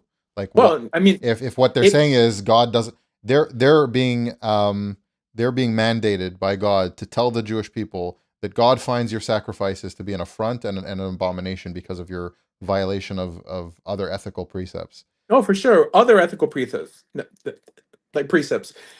But why wouldn't Not he be saying that stoned he's for that? telling. No, no, no. So I think God wants us to come to the conclusion that the ethical laws are more important than the ceremonial laws, but he makes no distinction in the Torah about that. So clearly loving your neighbor as yourself is more important than I don't know, like not eating pork. Like not murdering is more important than not mixing wool and linen. However, the Torah makes no distinction because God wants you to keep both of those laws. However, nowadays, for example, rabbis will, well, like in the overly mystical camp, will tell you to put on two pair of tefillin. Like instead of taking that time, right, I the go for effort and the time of putting on two pair of tefillin to actually doing a law that makes a difference in the world, right? I mean, a mitzvah is a mitzvah, but clearly, I mean, some mitzvot carry a lot more weight than other mitzvot. So I think what he's telling you in the prophet there is when you fail to make that distinction, you're going to try to keep laws like you're accruing credits, like that you can spend in the afterlife. Not saying that I don't want you to keep Rosh Chodesh, but he's basically saying you're going to keep Rosh Chodesh when, or like keep it so reverently, but at the same time, a heavier mitzvah like taking care of the widow, the orphan, the stranger, that you're going to push aside. So clearly, the conclusion is that the ceremonial is there to guard the ethical for sure. However, God in the Torah made no distinction. And the problem with people making distinctions from an authoritative perspective is essentially getting them to stop keeping laws. Because there's many Christians who quoted what you just quoted as an excuse to do away with certain commandments, and even Jesus boils it down to two. Right? That's a distinction with saying that Well, I would God agree with you makes. that somebody who believes in the Tanakh, specifically in the law of Moses, and and finds themselves catering to ideas that get them out of doing certain things that are just unpleasant for them or they don't like keeping, I think that would be just as much distasteful to me as it is to you, even though I don't necessarily believe what you believe. But I think somebody not doing something. So this is why I like the point that you made about the ceremonial there to guard the ethical, because I think that if somebody just doesn't keep kosher because it's an inconvenience, I think that's almost distasteful, because you Mhm, believe that it's real, but you're not doing it because it's not important, and it's a pain in my neck. So mhm. if you genuinely believe that it's from God to keep that now and you don't do it, then that's where I have a problem, because if I can't have confidence in somebody holding their own religious standard, I can't have confidence in them anything else. So Mhm. that's a weird dichotomy with people of various religious faiths, where I'm almost more comfortable with people that disagree with me harshly as long as they keep their own standard. Because there's a certain trust element there that I have that I don't have with people that are wishy washy with what they say they believe. Um, so so again, I'm still trying to get to where so are you saying that Christians have a inherent desire to fulfill as much of the law of Moses as possible that's embedded in it without them even realizing it? Is that the claim you're making? the ethical portions. The ethical portions. So at the Right. very And they least, make on a an ethical distinction standard, between it's going to be works. there. Right. Like I think what Paul may criticize as a way to get to heaven, or as a means of attaining salvation, is circumcision, let's say, or sacrificing, or special feast days. Right. When again the God of Israel really, at least in the Torah itself, makes no distinction between those laws.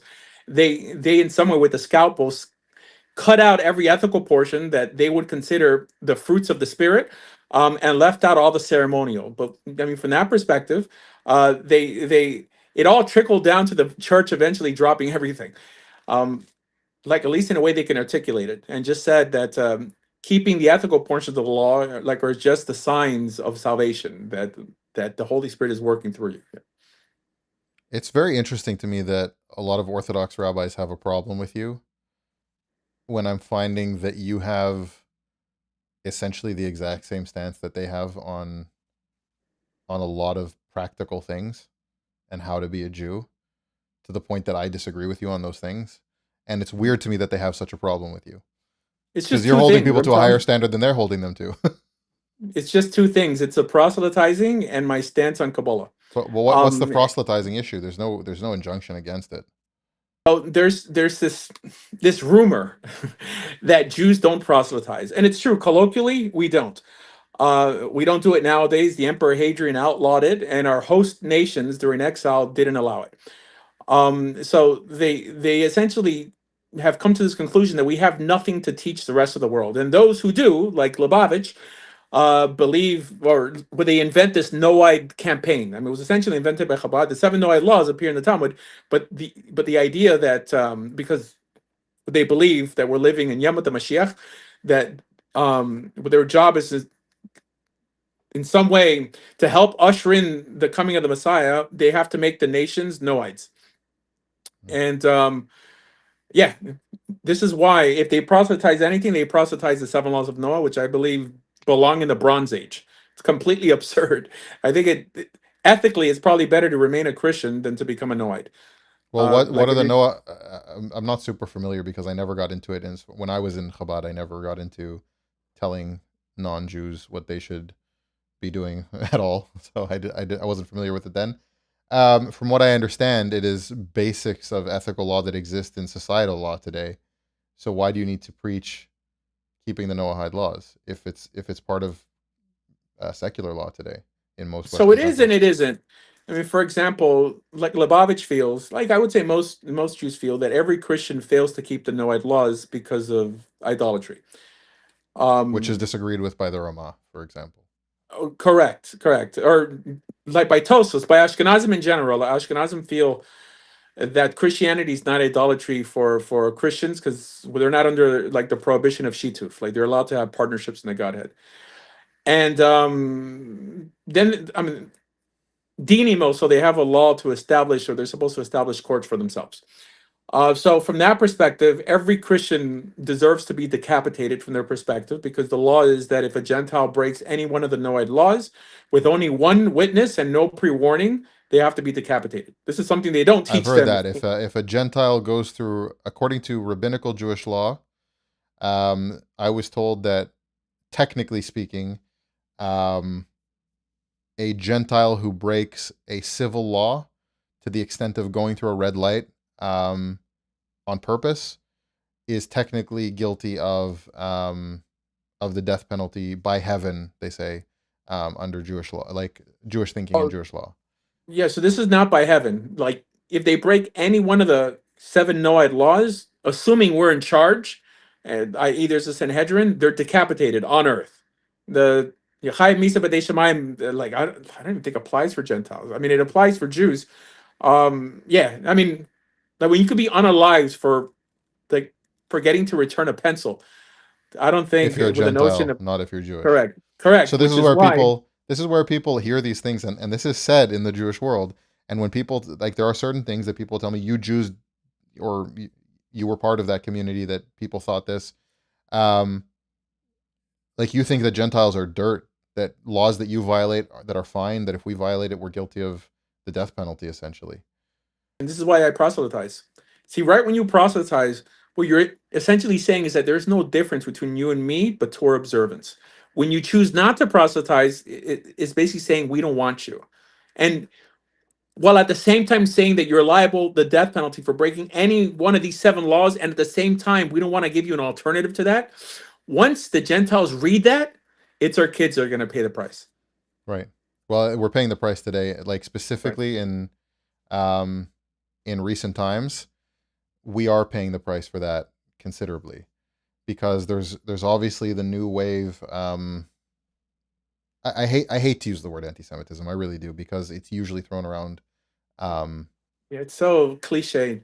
Like most of the things that people say, well, people who say this and this about Israel, they're really anti-Semites. It's like I'm coming from the perspective of I'm an Israeli Jew who served in the IDF, and I don't think it's anti-Semitic for an American to not want to fund the Israeli army. I don't think that that's anti-Semitic. In fact, I'm quite for the contrary. Just on a practical level, I don't think handouts make people serve themselves better. So I'm not for that. I agree. So, but I've said things like that, and people don't know that I'm Jewish when I say it, and they go, "Well, you're an anti-Semite. You just hate Jews." I'm like, okay. I grew up in the Jewish community. I was an Orthodox Jew for 85, 90 something percent of my life until very recently. I'm Israeli, and I served in the Israeli army. So I don't know where not supporting America funding the Israeli army makes me an anti-Semite in any capacity. And on a pragmatic level, I don't think it's good for Israel. But that being said, yeah, there's a massive double standard, and people are pointing accurately now, because it's coming up in the public sphere now. Again, people are going, Jews think this about Gentiles, and we're not talking about, in the Talmud it said that pagans committed bestiality, which Christians of the time also thought, Romans of the time also thought about those other pagans. Like, that's not radical that the Talmud says those things about pagans of the time, because that was happening, and every civilized culture at the time was suspicious of those pagan groups. But today, that rabbis will promote this idea that Gentiles today are like that, and you have to be wary of them. You can't trust them around your cows. Like, for me, that's like, you are literally bringing hell upon yourself there, because when people start hearing you say that you're dehumanizing them in that way, it's gonna reverse. Like, they will then dehumanize you in the reverse. They're gonna say, you're psychotic. You're not valid for any kind of rights here, because you're gonna see us this way, treat us this way, and so on. So I agree with you 100%. I think that is going to fall on our children. Like, unless you proselytize, because that you're saying you can be part of us. We like you, right? I mean, it defangs the beast. Like all this. I mean, secrecy that they say revolves around the yeshiva. What are they doing there? This and that. If you open the door, they're like, come right in. Check it out for yourself. It might be for you. It's funny. I think Chabad does that to an extent, maybe not in the yeshiva sense, but I think the reason why Chabad, despite being philosophies based in Lurianic Kabbalah and the Zohar that are very ethnocentric and behind closed doors, what will be said by certain people, not even getting into that, but Chabad does open that up in that way, in the sense of inspiring people to look at Judaism as, there's actually a rabbi, I haven't watched a lot of his stuff, but what's his name? Pinchas Taylor. He's a Chabad rabbi, and he seems to have a very universalist ethics, which I really like the way that he talks about it. He very much, despite being a Chabad rabbi, which he could easily get into the philosophies of the Zohar there, seems to have a very universalist ethics for people. And that's why when people say, you have an issue with Chabad, it's like, I actually don't have an issue, maybe even as much as you do, with Chabad, even though I'm further away from Orthodox Judaism than you. I actually have less of an issue with Chabad, by the way. Well, my kids go to Chabad. From a messianic, from a messianic perspective. Yeah, no. Like, I like Chabad, and I actually get along more with Mishachistim than I do with non-Mishachistim. Because you don't see a problem with messianism. Well, whenever I see religious people being religious with a purpose, right? I mean, compare that to being stagnantly religious, right? I mean, people waving flags and thinking the Messiah is here, secondary. Like, I'm happy. I'm thinking, what would they be doing if they didn't have a flag to wave, right? So I'm all for giving people purpose. And like I said, my kids go to Chabad. I mean, my ex-wife put them there, but I daven by Chabad just so my son could play with his friends. Yeah, but if I'm going to tolerate Chabad, then I should be able to tolerate a Messianic also, who at least strives to be as religiously observant as a Chabadnik. And I there's think some that's a core Messianics out there reason who of do. why people don't like like in the Jewish community don't like other Jews proselytizing, is because then you can't be upset when missionaries come to talk to you, because you're trying to convince them and their people and their groups, and they're trying to convince your people, and it's let the best philosophy win. And I think a lot of, like you said, a lot of rabbis have never engaged in debate with anyone that disagrees with them, and so if it came down to it, even if they were right, they would lose the debate, and they know that. Um, so I think that's a lot of the, maybe to the most honest degree that you can say, a lot of the reason why other rabbis don't proselytize is because they're afraid of the consequences in the reverse. Yeah, I don't think. I mean, they think so far ahead. They just want to be left alone, but not necessarily. Well, they know Christians aren't going to stop. Okay, I mean, they're not going to stop.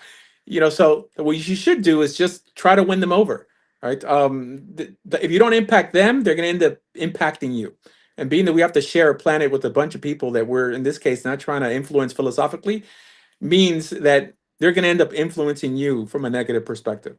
So yeah, I mean, just I could for have I could have sworn when I first heard about you, and like the way the Tuvia singer responded to like thinking that it was you talking to him on the phone or whatever. Like I was under the impression that it could very well be that, like, before I had any conversation with you, just from hearing about you, like you must be some kind of like missionary posing as a undercover Jew missionary. because they hate you so much. And I'm having a No, conversation with you, and you're like a vehement defender of Orthodox Judaism, like I think specifically. that I promote the most authentic form of Orthodox Judaism. But it cannot exist in the same room as Kabbalah. It's Kabbalah that has dumbified the Jewish world. I consider myself a halachic purist. My halacha comes from the Mishnah most of the time, as it's reiterated by Maimonides. Okay, my Torah principles actually come from the Torah, because many people will say the Torah teaches but quote the Zohar. So I think that the Judaism I promote is the most authentic form of Judaism. And if you go on my website, you could download the most concise, authentic siddur in the world. Right, like me and my friends put that together. So this is pure orthodoxy, but orthodoxy post the 13th century has in some way Infected. replaced even the reason to want to remain Jewish. And that's really the birth of Kabbalah. So I saw, in a way, Kabbalah as a net positive in the sense of it keeps people interested. And that's how I felt about it for a long time. So I was like, even though I don't think it's authentically biblical, I think that it's a, um, I thought it was a net positive. But I actually spoke to, I'm going to keep his name hidden because it would create rough times for him, but a Orthodox rabbi in Israel, a known Orthodox rabbi in Israel. Um, I'm not sure the size of his congregation or so on, whatever else it is, but um, who essentially sees people that are pro Kabbalah as flying monkeys. Like they are minions of rabbis that will come after you and make your life hell if you disagree and say that Kabbalah is not authentically Jewish. Even if you accept them as Jewish, even if they like you're both practicing the same practical law, um, there's a psychotic behavior that is created by belief in things like the Zohar. And coming to a clearer understanding that what most people are looking for is not some fanciful tale. It's not some mystical experience. It's actually some kind of practical ethical system to point you to the divine. When I realized that, I was like, yeah, Kabbalah is a net negative for sure, to an Mhm. extreme. Well, I blame the rise of Jewish secularism, Zionism, the Haskalah, Jewish atheism, and communism all on Kabbalah. Why? Because with the invention of the Jewish soul came the idea that what makes you special is not how you behave or what you believe, but the soul within you, which led Jews to believe that I don't have to keep anything. I'm Because I exist, I deserve special treatment. This gave birth to what's called the Haskalah, the Jewish Enlightenment, where people started writing poetry in Yiddish and even in Hebrew when they But the didn't believe in Haskalah, I God. mean, you see the trauma that Shabtai Tzvi imposed on the Jewish world and he's an offshoot of Kabbalistic thinking. Like you only get to Shabtai Tzvi because of the Zohar. Right. Because before that, the Zohar points to some earlier midrashic things about messianic prophecies and so on that are much earlier midrashim, but the Zohar itself influenced that movement. And the world living in the trauma of a post-Shabtai Tzvi Sabbatianism world, rather than reject the thing that caused it, rejected orthodoxy and felt that if we could somehow embed ourselves in modern society, in academia and so on, we can keep our Jewish culture and heritage that we love, but we don't have to be bound to these crazy ideas. Which, but that's because by Shabtai Tzvi, Kabbalah had been embedded in Jewish culture. All right. Well, like it is today, by the way, by the simple fact that every Jewish person could misappropriate Judaism, misrepresent Judaism, and still claim to be a valid representation of Judaism is because of Kabbalah. Because they're like, what do you mean? My Chabad rabbi told me that I have a Jewish soul. I'm Jewish. I'm head and shoulders, religiously and spiritually than every Gentile. This is the result of Kabbalah. And it's a shame. I mean, it permeates social media. It's hard to hear any sound proper representation of Judaism because it's hard to speak against secular Jews and essentially the left that in some way have a hold on Judaism because now we have to validate them as having Jewish souls just because they happen to have Jewish mothers because of Kabbalah. Now, yes, according to the Talmud, if your mother is Jewish, you're Jewish, but nowhere in the Talmud did it elevate, let's say, an atheist to, still having the status of a Jew in good standing. Right? That is essentially what has hurt the Jewish world more than any other concept out there.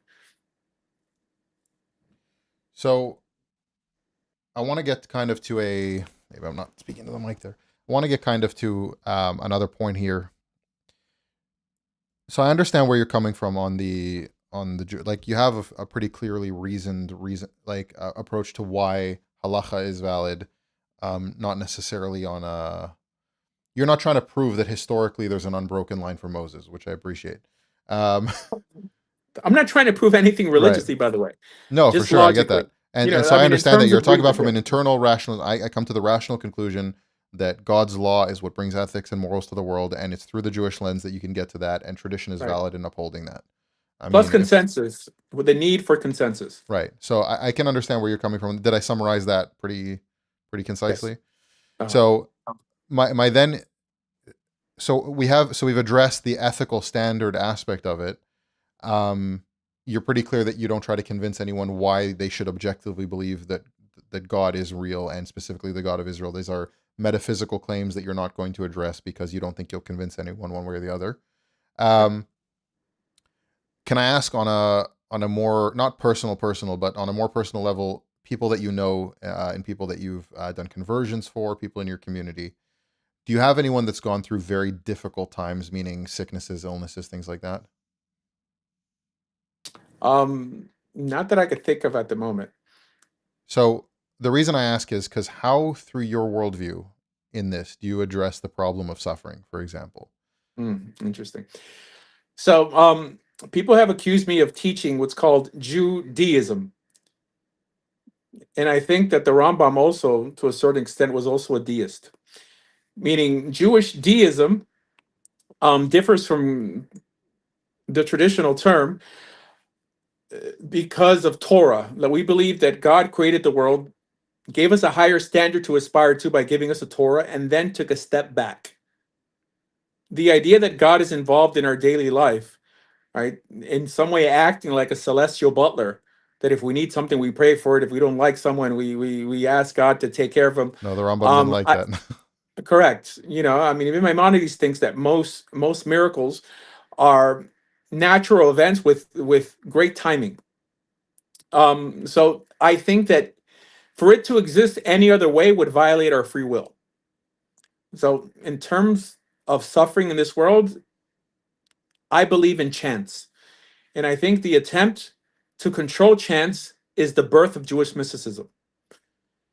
I think it takes a mature person to come to the conclusion that some things happen in life that we will never know the reason for. Well, presumably the standard is if God is the giver of law and the law is good, and that's why we follow it, because the lawgiver gave us a good law to follow. Presumably that lawgiver is the objective good of the world, like of existence, that you can only refer to him as good. He can't be bad. So meaning if somebody like good is good because he is good, not the other way around. Um so how do you address the problem of like people, this is a thing that bought, like for me this is not a particular issue, but I know that a lot of people questioning religion question it on the grounds of how could the lawgiver of this moral law cause a child to be sick with cancer, for example. Well, he doesn't. So one, I don't believe that God knows the future. I mean, this is not just my opinion. Like Rabbi Levi ben Gershom, Gershonides, the Ralbag, I mean, came to the same conclusion. Um, I don't view that as a limitation, by the way. It's not a limitation if you don't know um, that you don't know something if it doesn't exist. So the reason God doesn't know the future is because it hasn't happened yet. But this idea that God causes bad things to happen, I don't believe that. I don't believe God creates evil. I mean, even there, like in Isaiah, where it says that He in some way formulates or allows for evil. I mean, the word for evil is merusha. It's not ra. I mean, the proper translation would be like disorder. Like He tolerates disorder. So like I said, God gave us a higher standard to aspire to. He gave us the tools to make this world a better place. If for some reason we're attacked from behind, uh, like we were on October 7th, it's our fault because I don't know, that weren't vigilant enough. Like we didn't patch up the fences that the communists and these like moshavs, cut open. I mean, like most people don't know, like the left wing element in Israel, how it's very pro Palestinian. It was our fault. It's essentially always our fault. That means we should essentially be on top of the game by employing like a lot of these tools that he gave us in Torah mitzvahs to make the world and our whole existence safer. Yeah, so I mean, for me, God doesn't deal with us So on a daily on basis. a religious level, you're an Orthodox Jew, but would that mean that on a, as you were saying, like on a philosophical level, you're more of a deist? I don't see a separation. I mean, I don't like the word Orthodox. The word You think Orthodox that was Orthodox developed Judaism is a form of deism? absolutely, at least how it's taught by Maimonides. I think Orthodox Jews really should be, or like should identify as orthoprax. Orthodox was a term made up by the Reform to ridicule traditional Jews. But yeah, because Orthodox means that you have to think in a specific manner. Well, being Jewish and Orthodox at that is behaving in a certain manner. So the idea that God controls everything, right? I mean, is a good reason why so many people left Judaism after the Holocaust. The notion that God allowed this to happen. No, we should have been more vigilant. We should have been policing ourselves a lot more, at least regarding the left wing element within our people that creates a backlash even today amongst the Gentiles. But yeah, I mean that's essentially my There's outlook. a question for you from the audience. If God doesn't know the future, what is prophecy then? So prophecy post Torah is the job that God gives certain individuals to bring Israel Well, back to let's go to Torah observance. pre like let's say in times of Tanakh, like the Yeah, prophets. no, that's what I'm saying. Post Torah, just because pre Torah, I mean, just like a priest before the Torah meant something different after the Torah, right? I mean, a priest for us that has to be a descendant of Aaron, but a priest before the Torah was given could have been Jethro, could have been just any chief of any nation. So, prophet before the Torah was given was essentially just being a mouthpiece for God. After the Torah was given, our prophets could only point you back to what was old. They weren't allowed to bring anything new to the table, apart from timeline, that this is going to happen if you don't get your act together, or this redemption is going to happen if you repent. So it's not the job of a prophet to just tell you what's going to happen in the future post the Torah, if it's not tied to something that's part of the actual formula, meaning exile, occupation, or redemption.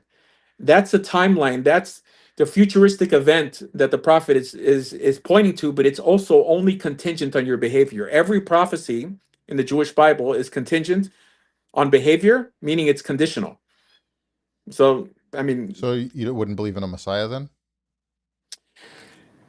I like Maimonides' understanding of a Messiah, which is essentially just a king a righteous king from the line of David, but there's nothing supernatural about him. He's eventually going to die, and nothing's going to happen in this world any different, with the exception that Israel's going to be able to live in peace.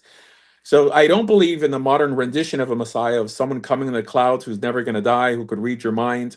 And I mean, from that perspective, you can't blame Christians for making him into some sort of God, because that's for sure Well, I how mean, he's yeah, presented. for sure. I mean that's pretty well implied there, and I know that anti-missionary rabbis will say that no, stick to the literal meaning, even though midrashic literature and everything agrees with that view.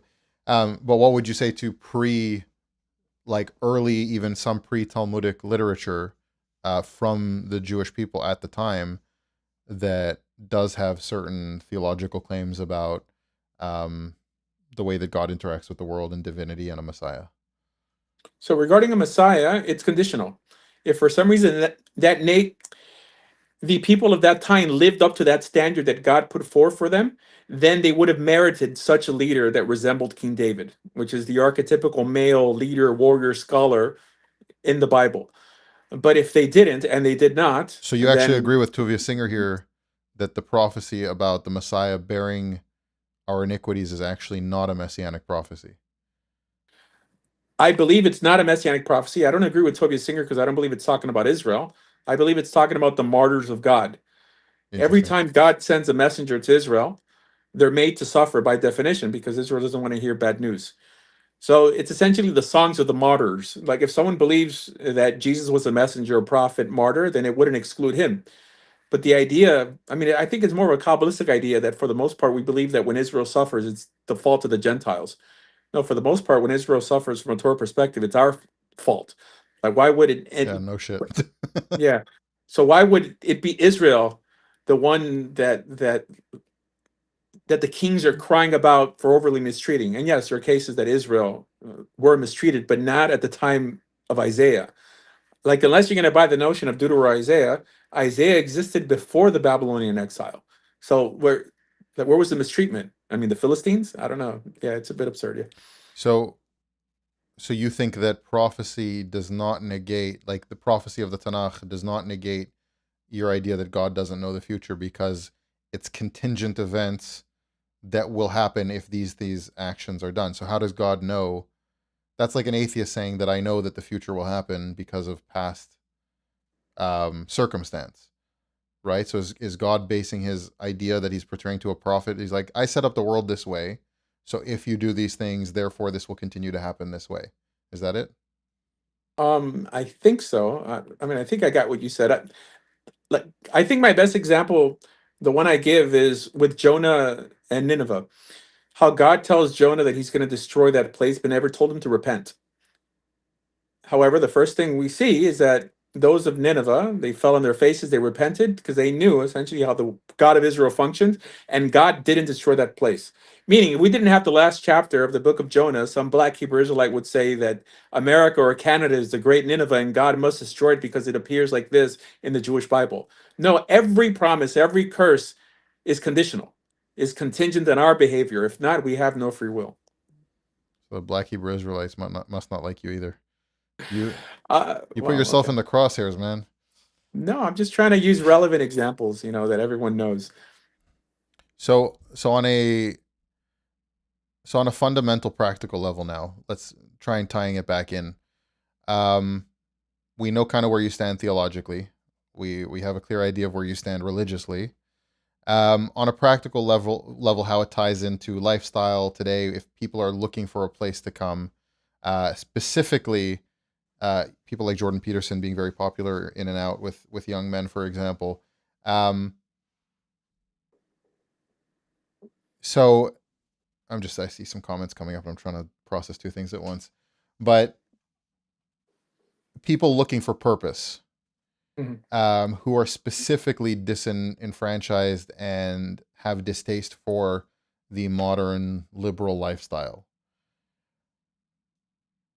First of all, a lot of those people, I mean, I'm sure you've heard the term based, and so on in popular culture today.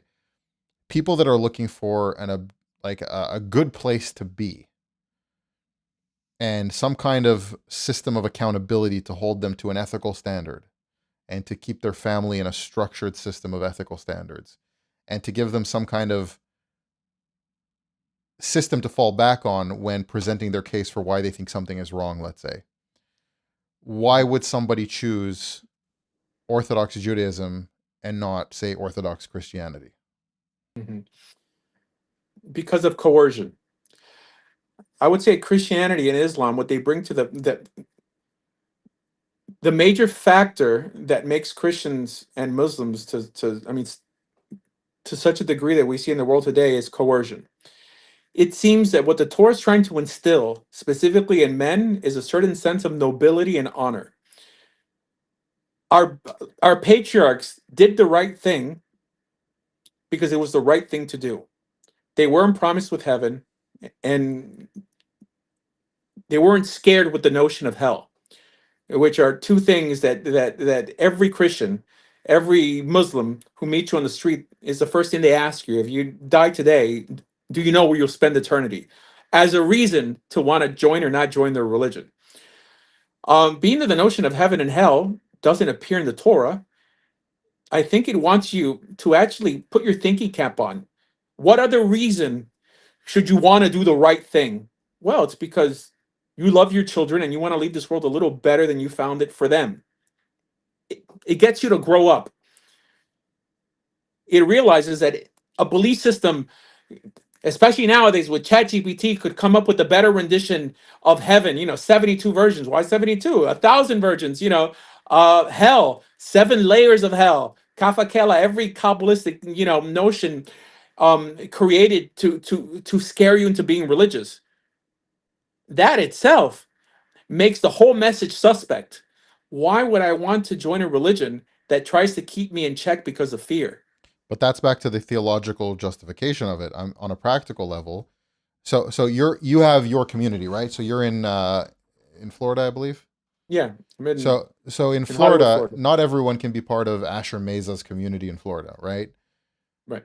Do you advocate that somebody living in London or somebody living in New York, that the Orthodox Jewish community is a better place for them there than their equivalent on the Christian side in Orthodoxy? Truth is, it sounds like no. Orthodoxy as it exists today is not really equipped to accept newcomers. That's a fact. However, I'm not going to deny that big picture, in the long run, it's the better path, even though it's not Orthodox what it Judaism. could be. Correct. Orthodox Judaism, while Christianity and Islam is equipped to accept newcomers. You most certainly want people converting to Islam, though.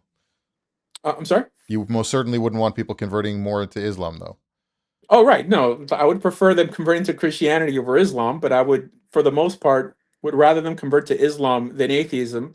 There are some exceptions. There's some exceptions, especially in like radical groups in Islam.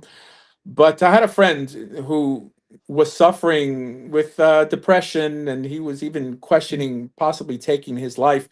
And then he asked me for guidance. Where should he go? Because he knew I'm religiously inclined. I've been doing this for a pretty long time, and I'm thinking if I tell him to go to his local synagogue, this person wasn't Jewish, that would really seal the deal. I mean, he's going to kill himself. Someone's probably going to yell at him for sitting in their seat or whatever. So I told him to go to his local church. Right. I gave him a pragmatic response that could apply to someone in his situation. However, big picture, I would view this as the micro. In the macro, I think Judaism has the potential to, in some way, thrust us forward as a people, unlike Christianity and Islam ever did. Just because I think within every Muslim and every Christian, their philosophy in some way keeps them from only growing to a specific spiritual theological height, and they just can't grow any further. But I think Judaism, because it's focused, is really on the individual moral training and the ethics of it all, at least from a Torah perspective, is really the ultimate trajectory. Right. So I'm not going to acknowledge the good Christianity and Islam does. Okay. Just to in some way make Judaism look better. But like every aspect in life is always a micro versus a macro. Big picture, Judaism is the proper, most ideal path, but it may not be the right path for anyone's So what I was asking particular more though is situation. on a practical level, do you believe that most Orthodox communities are holding that objective good standard of Torah that you hold, or is it a ethnocentric social club in most places? It's an ethnocentric social club, unfortunately, In most places. in So most until places, that's absolutely. solved, would you say that that a Orthodox church or a Catholic church, a traditional church, let's say, would be the better place for most people It depends why they're until coming to that's solved? religion. No, no, wait. It depends why they're coming to religion. If someone's looking They're for looking hope, for a hope for a good life for their family, or they're looking for some kind of something to point them to an objective truth, or an objective moral standard, an ethical standard. Even if it's for them, there's a lot of people that all they want, they get into these arguments with people in modern political debate, and they get to the Mhm. point of your preference, my preference. What does it matter? And they go, well, what's the objective standard that I can lean on when I'm talking to somebody about those standards? Would you think that that an ethnocentric social club that cares about your matrilineal line is the place that's going to give that to most people in the United States or in Europe? Well, that's why I don't promote essentially the Jewish people, but I promote what I consider Judaism, which is the Torah and the oral law. However, we do have to contend with the Jewish community. And I actually believe there's no point of becoming Jewish unless you're actually part of that Jewish community, influencing them for the good. However, if someone's not very inquisitive and someone just wants a place to belong and thrive, go to your local church. Okay. However, if you are inquisitive, if you are a searcher, and you think that you could bring luster to the Jewish people, this is the place to be. Because essentially, ethically, Judaism is a sleeping giant. That's the way I see it. So for the greater good, I think those who are capable of doing it. This is why. I mean, that's my banner whenever I do a show. That Judaism might be for you, it might not be for you. However, if you can handle it, consider Judaism. But for the average person, absolutely, I see very redeemable qualities in Islam and Christianity.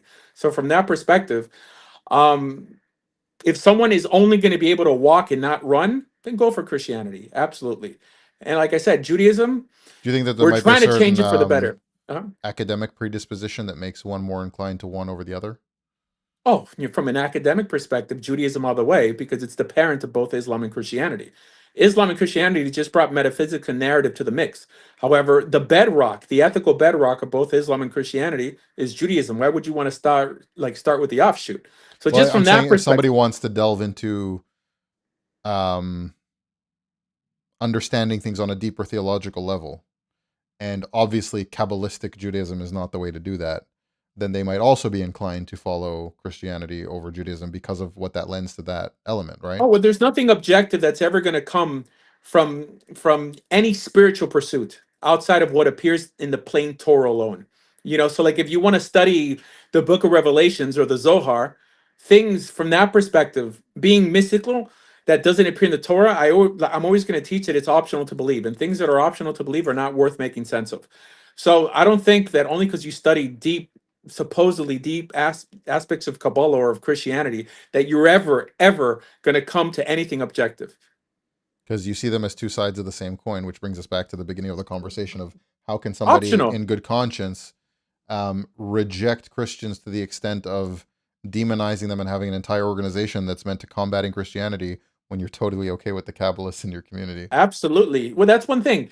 Tovia Singer, and I don't view him as a bad individual. I just view him as an average Orthodox Jew believes ideas that are a lot more corrosive, theologically corrosive than what you can find in the 27 books of the New Testament.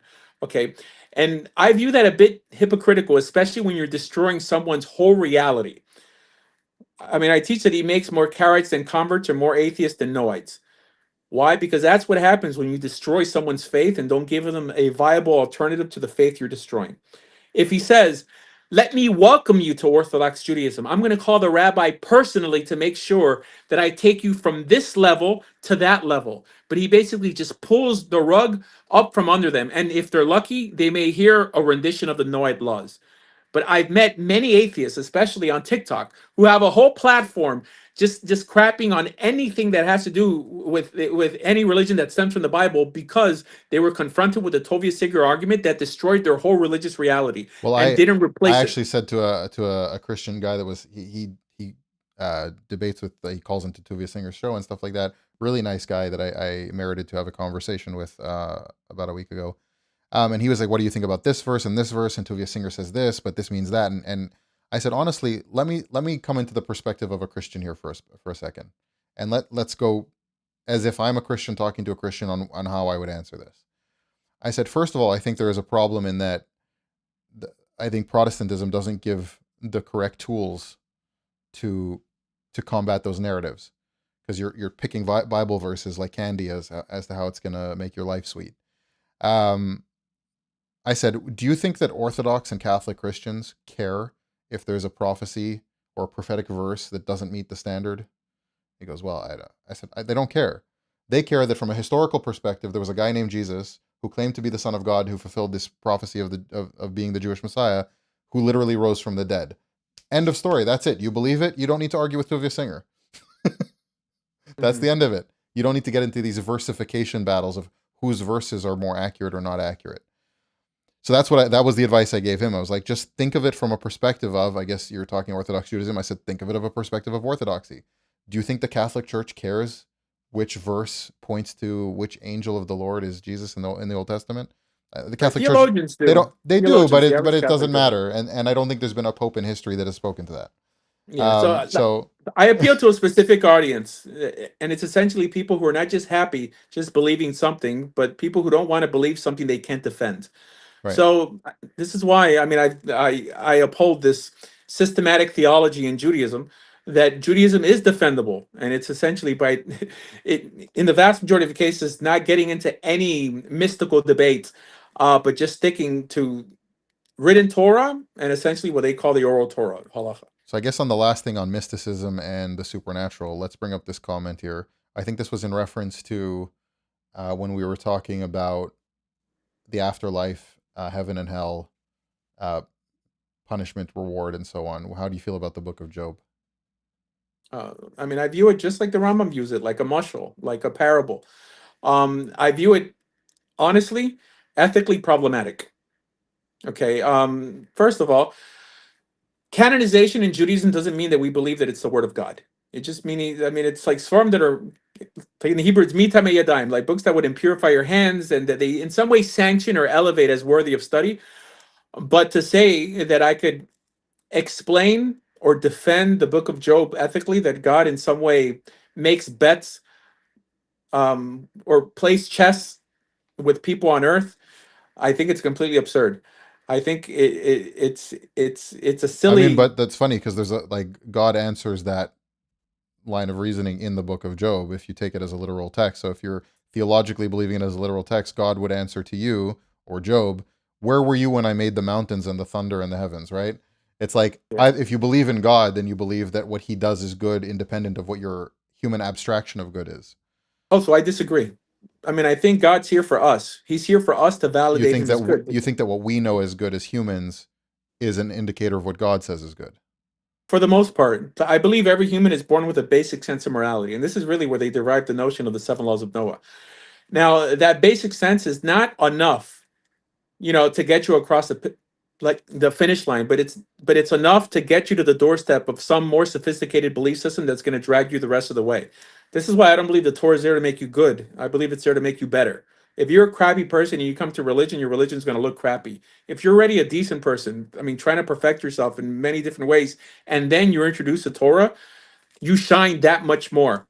So, yeah, this is the only way a good God could reward you for choosing the right path, right? I mean, because someone could say, well, I was never exposed to Judaism. I was born in an Islamist family, right? That person can't escape if everyone is born with a bare ethical sense of morality, because you could have made a decision to choose the right path versus the wrong path from a very basic perspective, but you didn't. That you chose to blunt your conscience and your like moral compass, your internal moral compass, and you chose wrong. And this is the only way God could really punish like the inhabitants of Sodom and Gomorrah, or even like of the flood, because everyone has that basic sense of morality that they could in some way forego.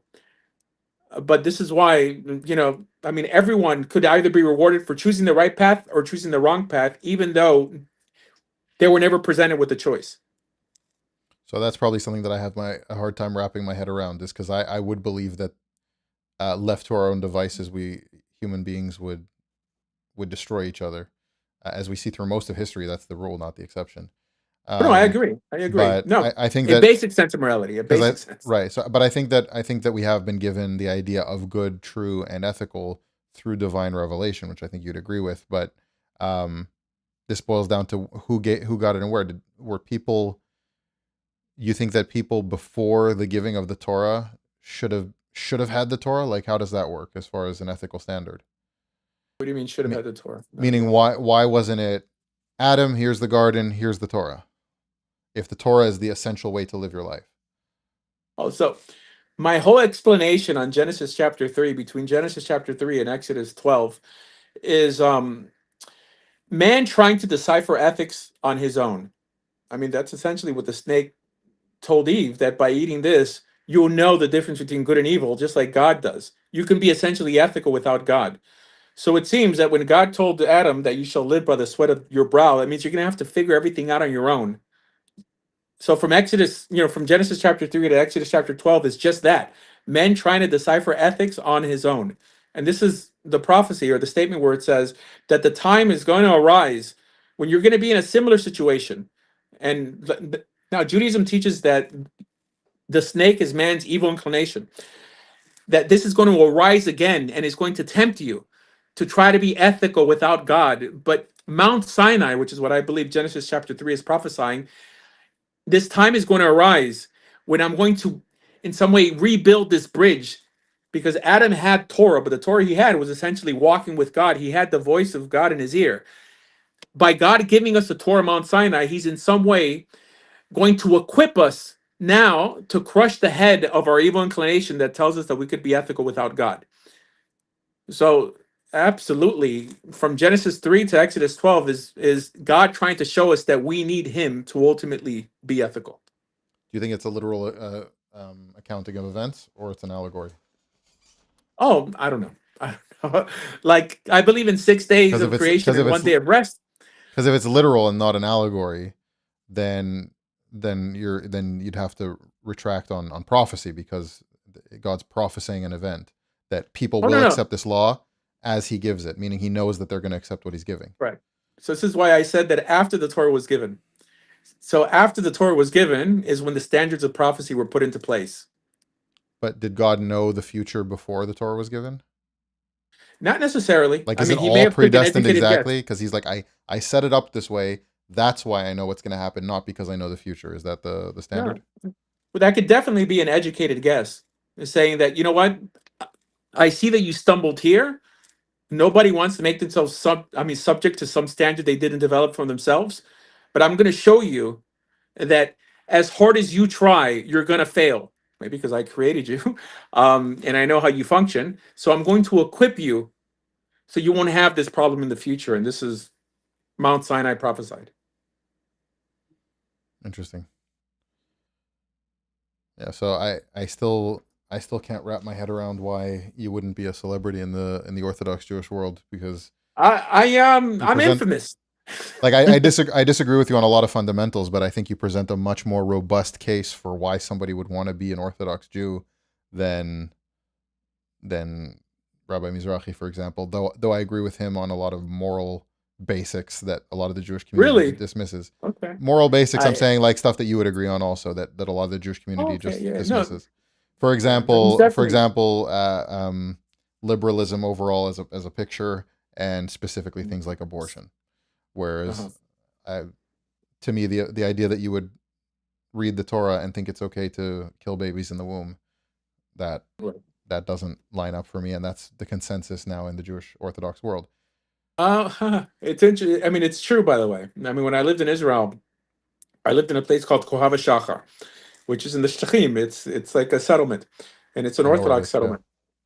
And the consensus there, as an Orthodox settlement, That's near Neve Yaakov in that area outside Jerusalem, right? well, I mean, when Neve Yaakov is by Chizme, like I think it's You're closer by to like Ramallah.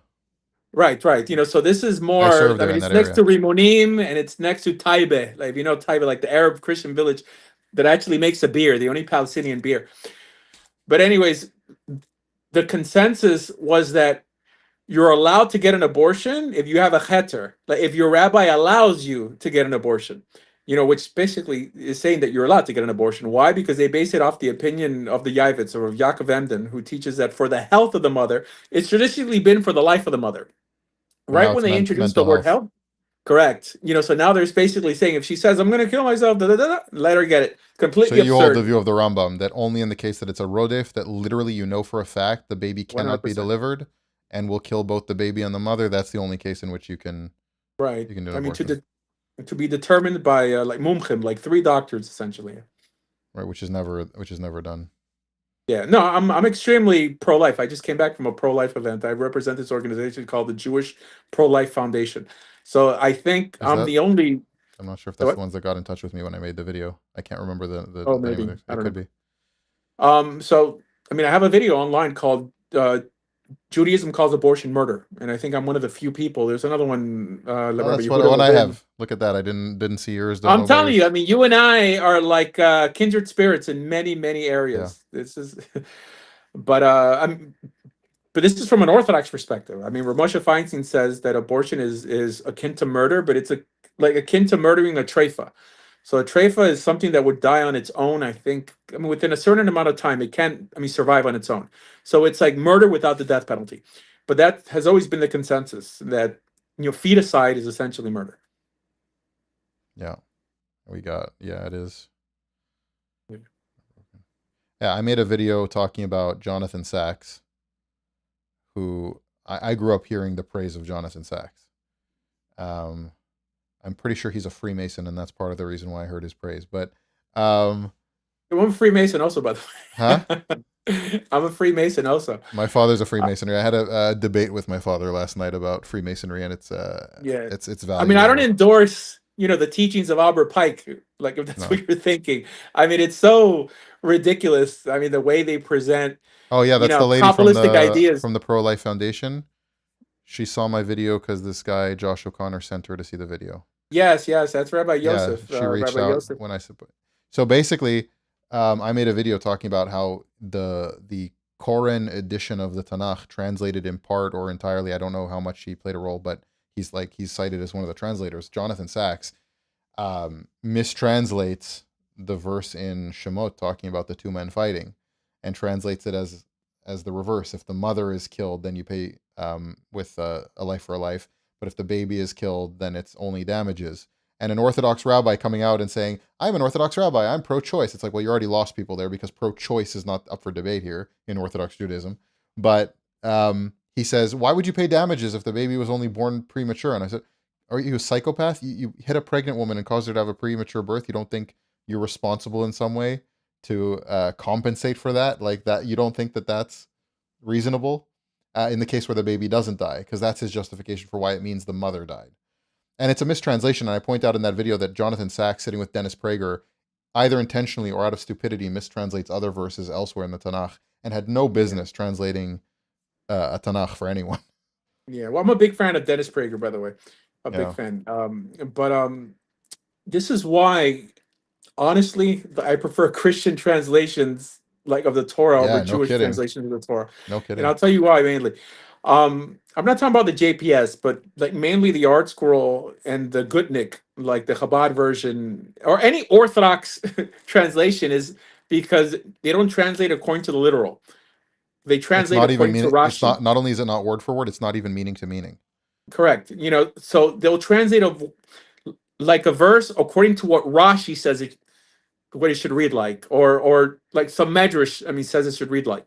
Well, I'm not saying Christians don't have errors in their translations, but we already know of those errors. Okay. The It doesn't even compare. And I've translated a lot of works in Safaria, like Hebrew works into English. It doesn't compare what the Art Scroll does in how they butcher Tanakh. It doesn't compare, and it's a shame. It's a shame what they get away with. Now, clearly, everyone should strive to read it in the Hebrew.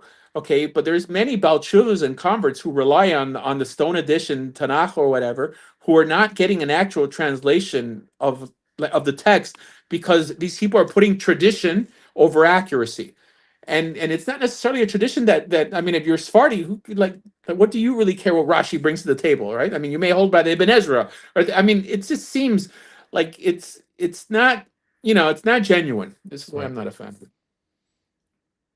So I think we could probably start to wrap up from there. This was a very insightful conversation. I do think, again, I want to just reiterate, I think you've presented a much more robust.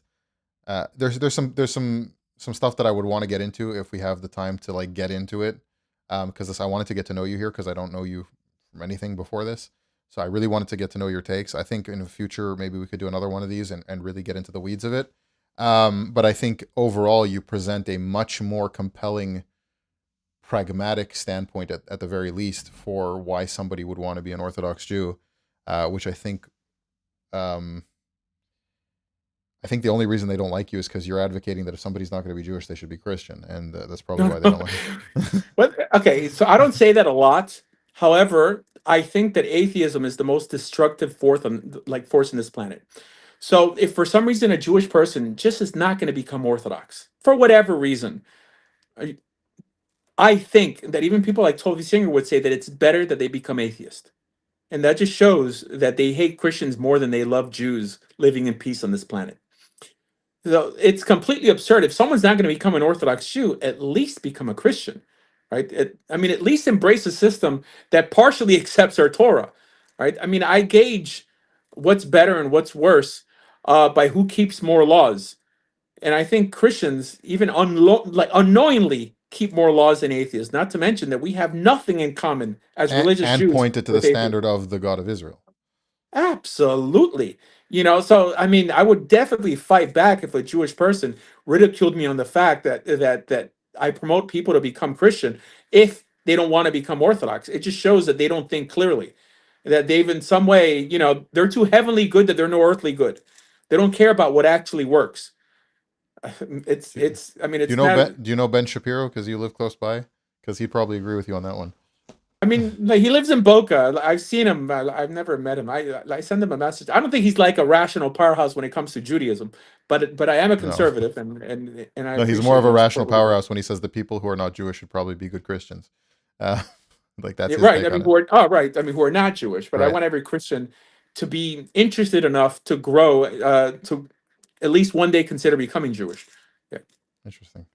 So yeah, I think you presented a very robust argument for that. I think for me personally, it's missing some key elements, which is why like there are some theological elements I just still disagree on. But Mm. um, I think that was a really good conversation. I think getting to kind of the roots of the issues with Kabbalah in the Jewish community and the poison that actually is, I think is something that a lot more people should be more vocal about because there are a lot of people that agree and they are afraid to challenge that status quo.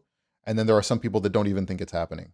So I think if there's a key takeaway as far as understanding elements within the Jewish community and why some people have major issue, me included.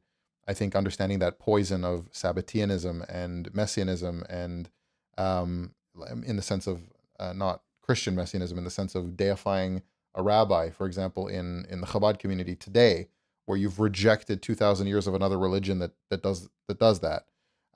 And then also basing it in Zoharistic Kabbalah that's very ethnocentric and a poison against converts, and it even gets into being abusive towards Baalei Tshuva as well. Um, so I think that is probably an important thing for people to start to come to terms with.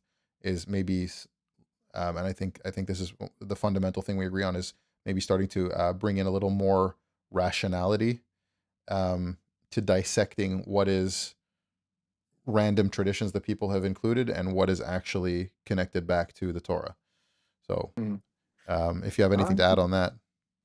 No, no, I'm on board. I would encourage you to consider joining me on this fight of like bringing the world to like a more reasonable form of ethical monotheism, which in my opinion is Orthodox Judaism. I mean, I think you're already there. Just embrace the need of consensus of some sort of leadership, and I'm not talking about the leadership today, but the leadership that was endorsed from a Torah perspective, the judges, just to help us move forward in some like form of ethical and ceremonial fashion, just so we could all be on the same page.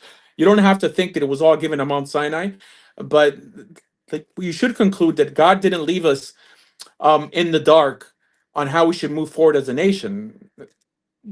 He, in some way, instituted judges, fallible and all, right, to lead the Jewish people, but at the same time, we also always had the task not to follow the majority to do evil. And throughout Jewish history, there's no text that says that the court specifically became corrupted. We know the priesthood did, but for some reason, it's just not there. I mean, it may have happened, but it seems that the court, for the most part, could have been trusted, even though they made mistakes. Even the Torah talks about that when a priest would make a mistake, like an incorrect ruling, they had to bring a specific sacrifice. It shows that we don't follow our leaders because they're infallible. We follow Yeah, they're them. fallible. Oh, we don't follow them because of infallibility. I get it. Right, correct, yeah.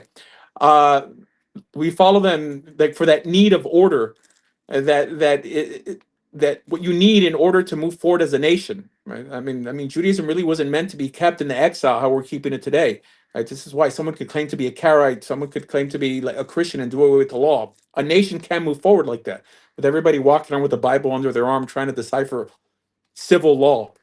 Right. So yeah, embrace consensus and everything else. I think you're on point. Yeah, I think I would love to do this again and get more into the weeds of it, where we can. I didn't want to. I didn't want to get into any kind of serious debate. It was more about getting to know your position and your stance, and I wanted you to know more of like how I think about it.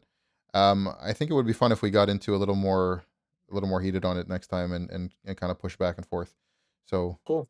let's do that again. And thank you to everyone watching and commenting. Really nice to see people involved. So All right, bro. I'm I appreciate you. Thank you. gonna end the stream.